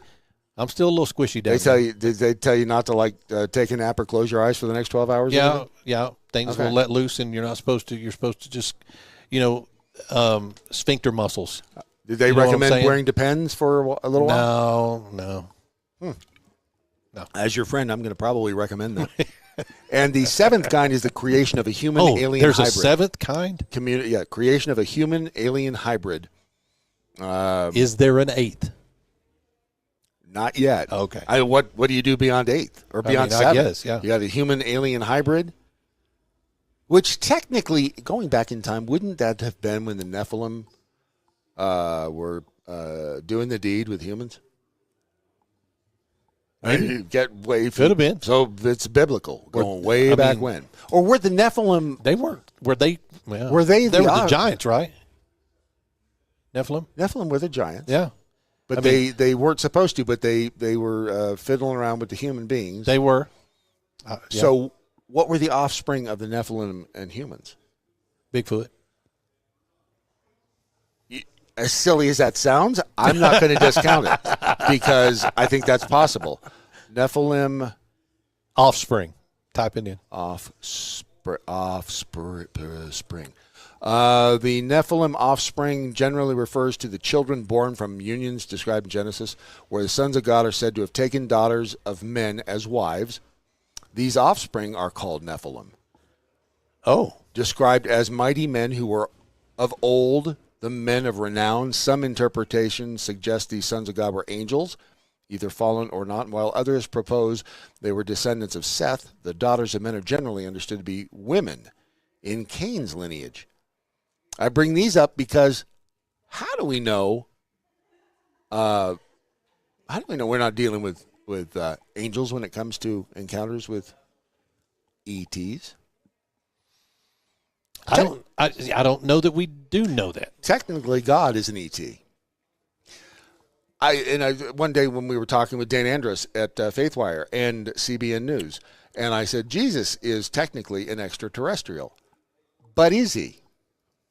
I started thinking about that and was like, wait a minute, because Jesus was born a human. So does that? But he was born as a human in unusual circumstances. Unusual, I would think. Yeah. But would Jesus technically be an ET? You don't think he would? Beth's shaking her head. I don't think so. Are you afraid to say he would No, be an ET? no, not at all. Does that feel blasphemous to you? No, it doesn't, because you're right, because he was born human, and then became spirit. But his spiritual. dad now wasn't. So that one I'm kind of afraid to say the words. Okay. Just saying, but I think all of this stuff that ties one right together. there might be blasphemous. I don't know. But it's not. That's just it. I mean, it's not. All of these things I think can be interrelated, and we get so stuck in our ways. We do. We Upstairs, might not get Don today, huh? No. It's okay. He's a He's here. Man. He's here. I would look. I didn't I even think know he's here Don. all the rest of the week. He is. I didn't even know Don was here because I earlier was talking to Keith, and I said, "Hey, would you reach out to Don Schmitt, because I'd love to do a phone conversation with him while we're here." And when we walked in this morning, you saw this. Don's in the next room. Keith, never mind, because I didn't have his cell phone number. But now that I have Don's cell phone number, we can get him whenever. But if he's and again, he's a busy, important individual, and we're just over here. Well, and it's all right. Can you talk about what he was working on? I don't fully comprehend exactly what he was doing, and I'm not sure that it is public knowledge. It may not be. But I can He say was in the back room when we found him working on something that he was a bit ticked off about. I mean, it wasn't his fault that he was ticked off that he was having to fix it. Proof of an alien encounter. Yes. Physical proof. Physical proof, yeah. Of an alien encounter that was destroyed by a government entity. Yeah.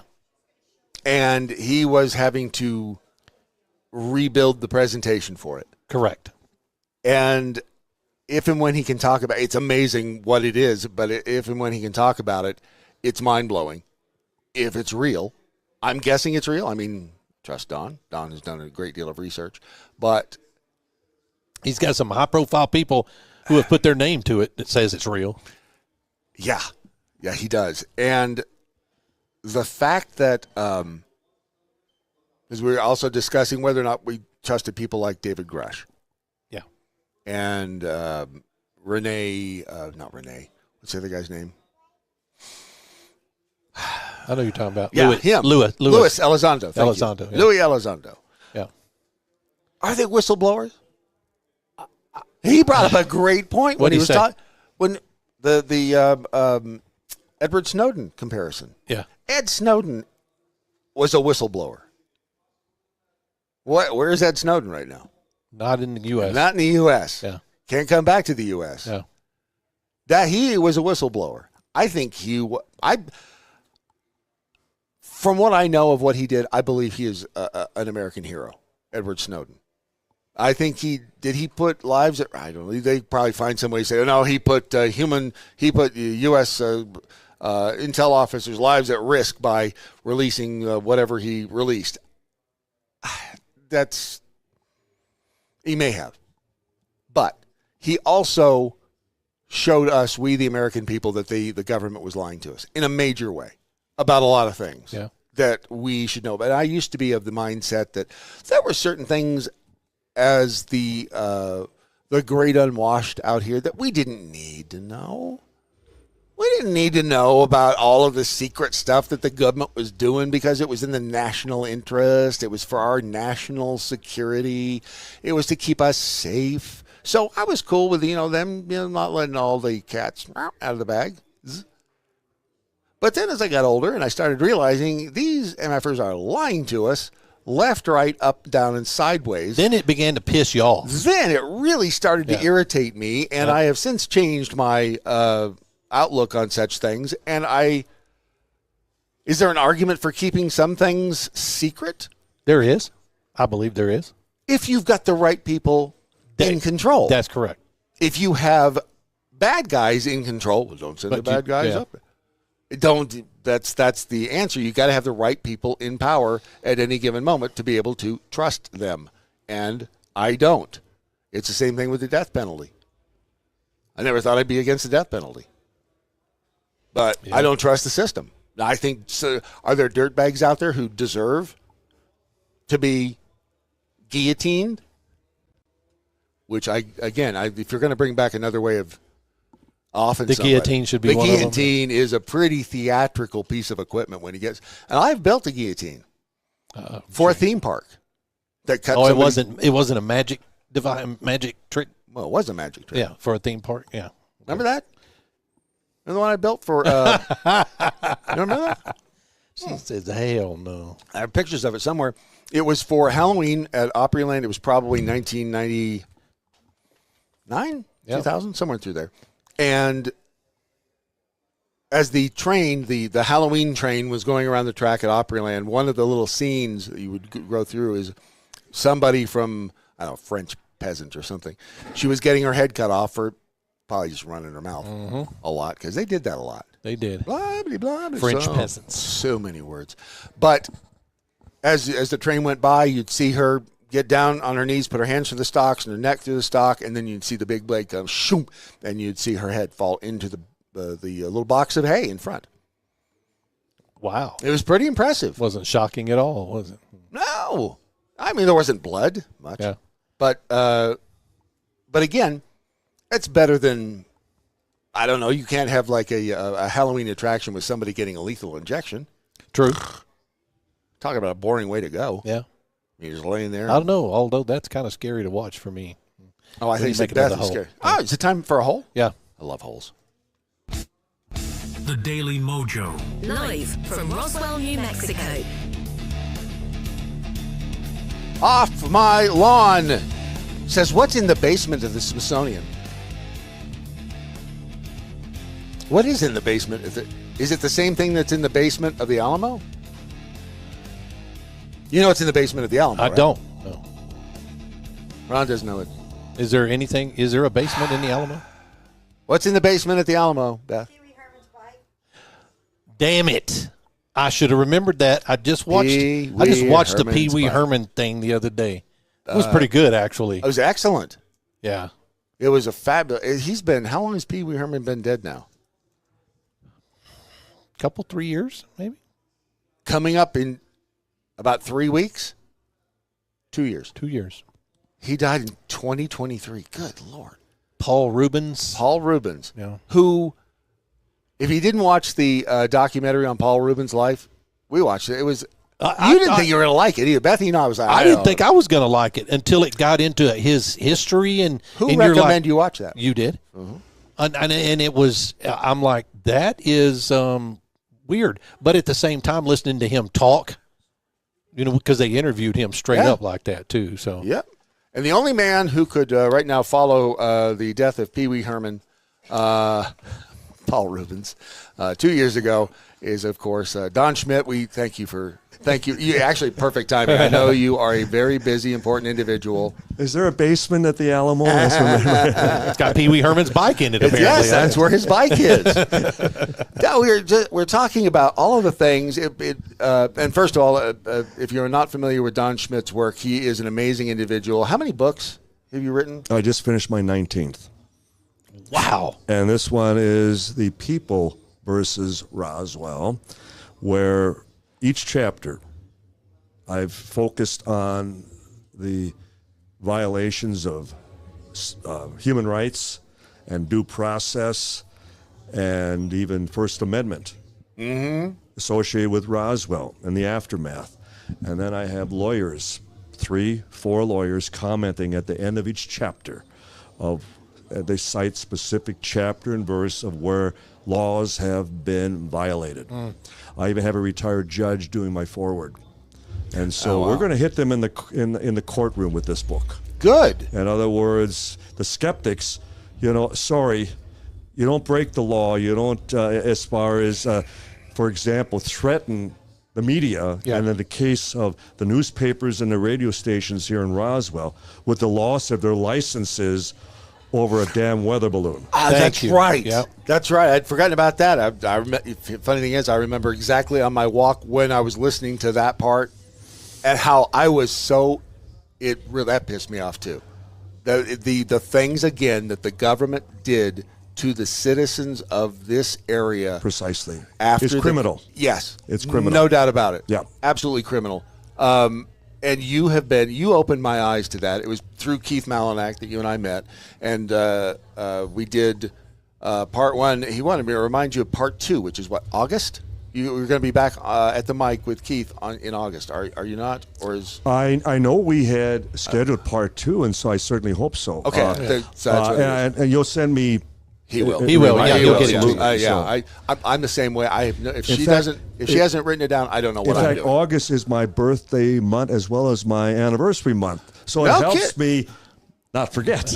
Husbands have a way of doing that. Yep. Birthday's not anniversary. No, I'm kidding. Mm-hmm. But so I'm generally home through August. This month good. I've been gone most of the month, and then September I will take off again with work, and so August is perfect. Well, good. Well, I know Keith is listening right now too, so and he'll remind you. I had a great time with Keith. So I was I love doing his show with him, and I was on the way down here. I sent Keith a text. I'm like, hey, can you reach out to Don? Because like I said, he gave me your email, and I'd emailed you. I hadn't heard back. He said, I don't have his email. I don't have his phone. I've only got his email. We're down here at the front desk yesterday. I was like, hey, if Don Schmitt is, he's in the next room. I'm like, well, that was this morning. Was that just this morning? morning? We walked in and looked in his name in the picture. We were right on the front desk, and you went, "Oh, Don's here." Oh, that worked out well. We're anyway. talking missing time here. So Thank you. I'm starting. He to has that a lot. I do. I really do. I think it's old age, but it could be something Well, else. it could be something, but Look, I've started taking my methylene blue again. I Are should you? be okay. Nice. do you take that? Yes. I do too. Do you take the little squares that turn your mouth blue? When I travel, I take the capsules. I tried the capsules, Right. and I didn't like that they didn't turn my mouth blue because. Weird? Here's the thing. What I do, because I've got the it's the strips, the ones that are like Listerine. What do they used to call those, Beth? The Listermint, whatever. So they have strips now as well. So but the You problem put it on your tongue, and obviously it turns it immediately blue. It is blue, and the issue with these, and like I said, I switched to the caplets for a little bit, but they not only didn't turn your mouth blue, but you know what happens when you pee? Yes. It is shocking the first time you go, oh, there's something wrong with me. Instant little blue tablets in your toilet bowl. Yes, right. it is really, really weird. And and you could actually then, I just thought of it the other day, you wouldn't even have to flush because it's a nice tinted blue, so it looks like looking like it's clean. It's just like it's tiny clean. bowl. So, tiny. I'm sorry. No, you're right. And it's weird. Welcome to the Daily MoJo, sir. That's right. Yes, that's our show. But the weird thing is, it's like medicine. If medicine tastes good, it's not working. Hey, look what it's done for Bobby Kennedy.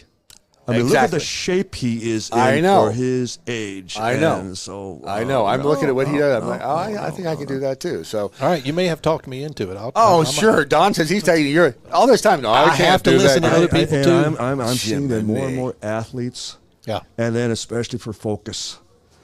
And the idea that it does amazing things. I mean, it either affects you, and I see that it affects more people, certainly positively. Sure. But the idea that you will notice within a half an hour it is pretty all wild. of a sudden the brain fog is gone, and you all of a sudden you just you're energized, and it's not like an energy drink where you just have a spike and then you drop off. There's no drop off. I mean it, but I mean it's not like it's strange. Like, it is. I'm ready. I'm ready to take on whatever I need to do. The other thing, Rev 7 from Mojo My Pillow. Yeah. Rev 7. It's an energy drink, but it's not caffeine. It's not. What's the other? It's not like a Monster like or taurine and some of the energy. Yeah, but it does something. It affects the energy levels of. Gosh, I had to explain this, but I had to read. It's BHB, which is some energy source that your body also taps into if you're on a keto diet, low keto diet. Very good. So Mojo My Pillow, that's the website. Rev7, promo code Daily Mojo, and you get 10% off. Or is it Mojo 50? It's Mojo 50, and we get 10% off. There you go. So I'll write it down for Well, you. But you should try it because everybody who's tried that so far is like that. If you want energy and brain stuff. Because you have a lot of stuff to remember because you're always doing stuff. Well, but my mother, bless her heart, she's going to be 98. Wow. This fall. Even her short-term memory. I mean, I could call her right now and tell her, Mom, I'm going to call you tomorrow. And she'd sit there and wait for it. She wouldn't, it wouldn't be like, oh, you'll call me sometime. No, she'll. So it's amazing. My dad he was just a few months shy of 90 when he passed. And even the last day of his life, the way he was talking, and he kept saying, play me my favorite song. And because I sing in a professional choral group. Oh, I didn't know that. And cool. I had them then sing at his funeral, and it was specifically the song Think on Me. And it's a beautiful song about, in other words, when you're lonely, when you feel, just think on me. I'm gone, but still, just think on me. Very think nice. of me fondly, think of me lovingly, and that type of thing. And the way he was laying there, and he was in home hospice, but, play me my song. And he's almost 90? Yeah, he was almost 90. He was almost 90. My dad, too. Yeah. My dad, was that 10? Has it been 10 years? Phew. Yeah. It's so we weird. got good genes. So that's what I base myself off of. Is my dad was 90, my mom was 94, but my brother died when he was 68. Whoa! I know, and I'm like, damn it! I hope I didn't get that part of the gene pool. And it's like some of our Roswell witnesses that we would learn that they would lose their children. Yeah. That all of a sudden, that's a good point. we had a son, we had a daughter, both gone. And it's like, but you're in your 90s. Yeah, but they were barely 70.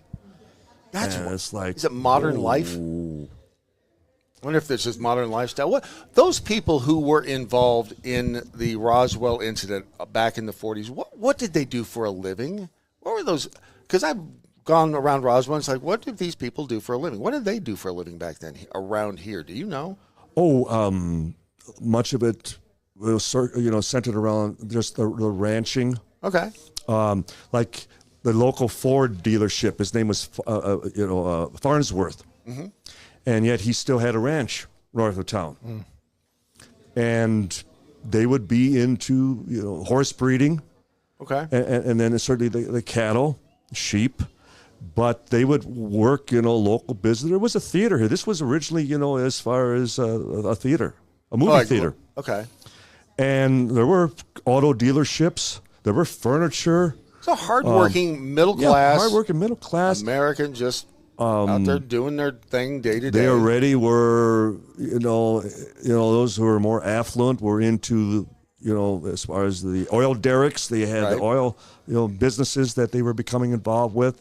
And so, but not that you mentioned that, I'm glad you did, there was a wonderful rapport between the locals and the military. You had 7,000 men and women stationed, and I say women, but just a handful because they were some of the nurses at the base hospital.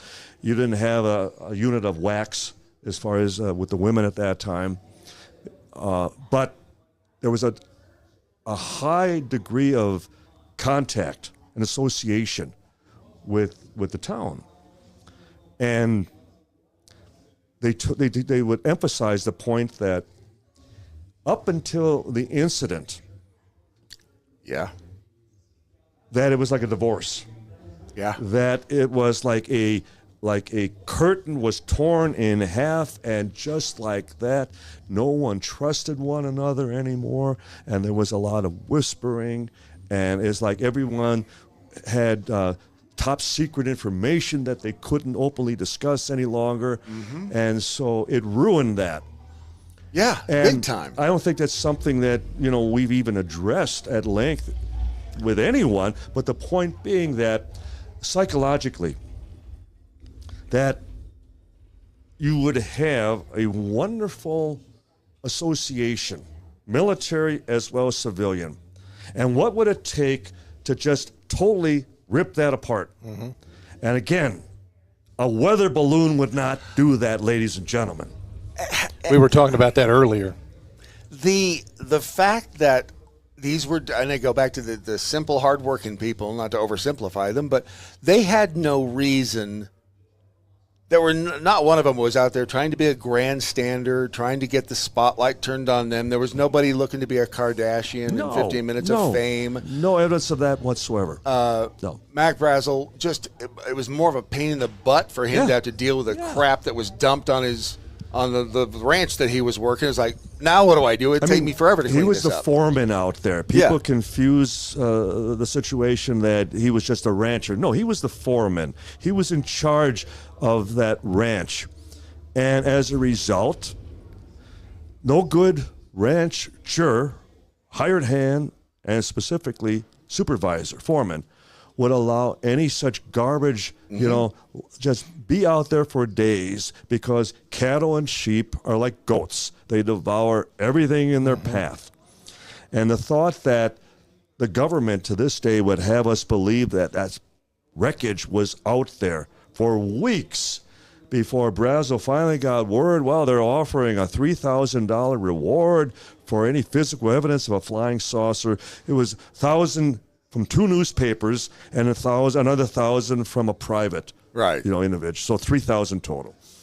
And that he finally, I'm going into Roswell anyway, so I might as well gather up, this weather balloon with this radar reflector kite and come into Roswell and see if I can collect on that $3,000 reward, which back then was a full year's, salary, income. Sure. And the point is, again, you don't know the people here. You don't know the history of the people here. And the first time that Kevin Rando and I were out at the ranch house, at that was your writing partner. That was your business partner. Originally. Yep. And there was a water tank that was just spilling over with sheets of foil and rubber, and it was clear that these were weather balloons. Right. And the only thing that they would ever turn in for the reward was maybe the instrument box. And there would be a tag on it, $5, and call this number. Well, good luck, because they didn't have phone service out there until 1986. Good grief. So you're living in total isolation, no electricity, no phone service, no television, no radio, nothing. And then this happens. And you're all upset that you have to circle the sheep 2 miles around this debris field, 2 miles, to get to their water trough to water. And who's going to clean all this up? Because it's more than just a weather balloon that you could just gather up, toss into the back of your pickup truck, and that would be the end of it. Throw it away. And that water tank in present day was precisely what they would do with weather balloons. Right. They would just toss them and then, just toss them in there because they didn't want to bury them either, and you couldn't burn them. Right. And so they knew what weather balloons were. Yeah, that's just it. Marcel, who... he was the head of intelligence with the 509th Bomb Group, so he's the lead intelligence officer being in charge of the atomic bomb. So he's number one in the entire U.S. military at that time. Number one. That's I hadn't thought about that. Yeah, that's incredible too. So he knew what a weather balloon would look like. He dealt with them all the time, because didn't they launch them from right next door?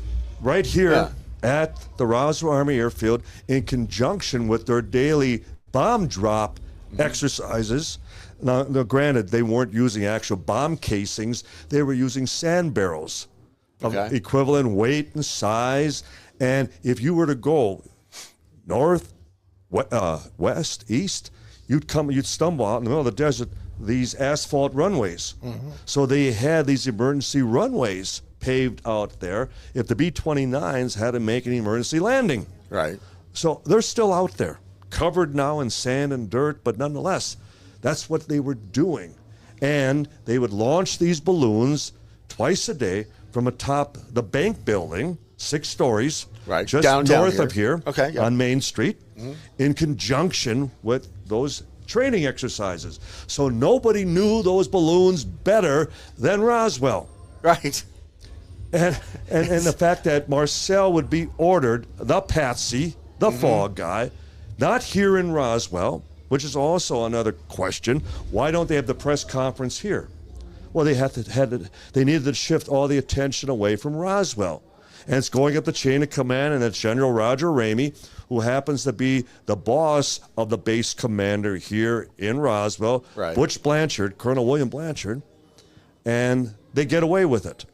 Blanchard announces he's going on leave after the press release goes out that they've captured a flying saucer. Yep. Marcel is put on a B-29 bomber called Dave's Dream, and they send him over to Fort Worth for the press conference. Yep. And he places a box of the actual wreckage that they had up in the flight cabin. He wasn't aware that they loaded a weather balloon from Roswell into the bomb bay, which is what they then switched when General Ramey takes him out of the office to a map room. Yep.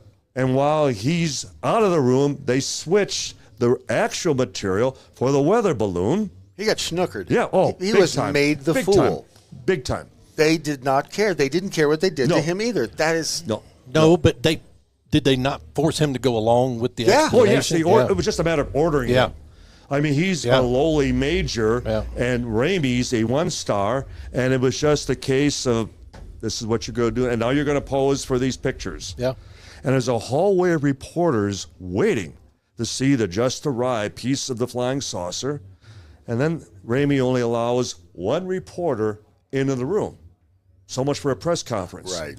And that was someone they had worked with before, someone they trusted, and that was James B. Johnson of the Fort Worth Star-Telegram newspaper. And Marcel is ordered to pose for 2 pictures. And the point is here, too, gentlemen, it's not till after they've just explained it all away, nothing to see here, it's just a weather balloon, then first Marcel is sworn to secrecy. After the fact, he's ordered by General Ramey not to repeat a word of this to the reporters in the hallway, and then not even to utter a word of this to his wife back here in Roswell. And then they still detain him in Fort Worth for another day and a half. He doesn't come back till the next evening. We even know the crew and the pilot and the name of that flight that he returned on. That was called the Straight Flush. Right. And it was with the 393rd Bomb Squadron. We even have a copy of the manifest and lists Marcel on the flight. And so all of it was a setup, and they got away with it. And here's the worst of it, gentlemen. Where is the rancher during all this time? He's a civilian. Right. The military has absolutely zero authority over him. They abduct him. And they keep him out at the base for the next 5 days, where they get him to change his story before he is then escorted to the newspapers, to the radio stations, where he retracts, where he recants, and takes it all back. Just a weather balloon. I don't know why everybody got all excited over just a mere weather balloon. But while he's being held out at the base, he's subjected to a full Army physical. He's deprived of food, water. They keep him up all hours of the night. Torture. And he's subjected to a full body cavity search. Now, does anyone want to convince me that they were looking for a piece of a weather balloon? And that just what, and it endures to today. And most people, I think, do not know all of these details, which is why getting your book and reading or listening to it is essential, because it is so relevant in today's climate as well. We don't trust the government. We don't trust these entities. There's a reason we don't. They continue to lie, and it's been going on for decades. You're not giving up, obviously, on getting the story out there. No. You're going to continue. We're planning another archaeological dig, and next time with subterranean drone radar that we can canvas even a 5-mile radius. Right. We're still tracking down families, knowing their fathers, their grandfathers gone, but the hope that maybe they said something yet before they died. We're up to over 30 deathbed confessions, all admissible in a court of law. Amazing. And so we fully intend to expand that number. And we're working with Congressman Burchett and Luna and Grothman with the hope that stop asking for silly documents. Yeah. Let's start demanding to see the physical evidence. I want to see the pieces, and I want to see the bodies. Me too.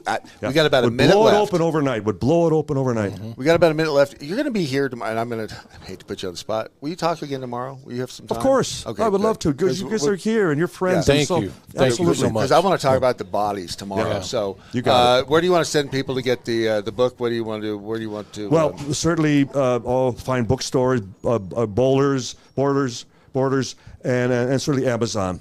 And then even the gift shop here at the museum, so I put a plug in for that. Absolutely. Absolutely. Don Schmitt, appreciate you. Thank you for making the time. I know you're a busy man. Well, thank you, and we'll pick up where we left off tomorrow. Yes. Fantastic. Thank you very much, sir. Don. Thank Appreciate you. it. This has been a fabulous day. It just gets better.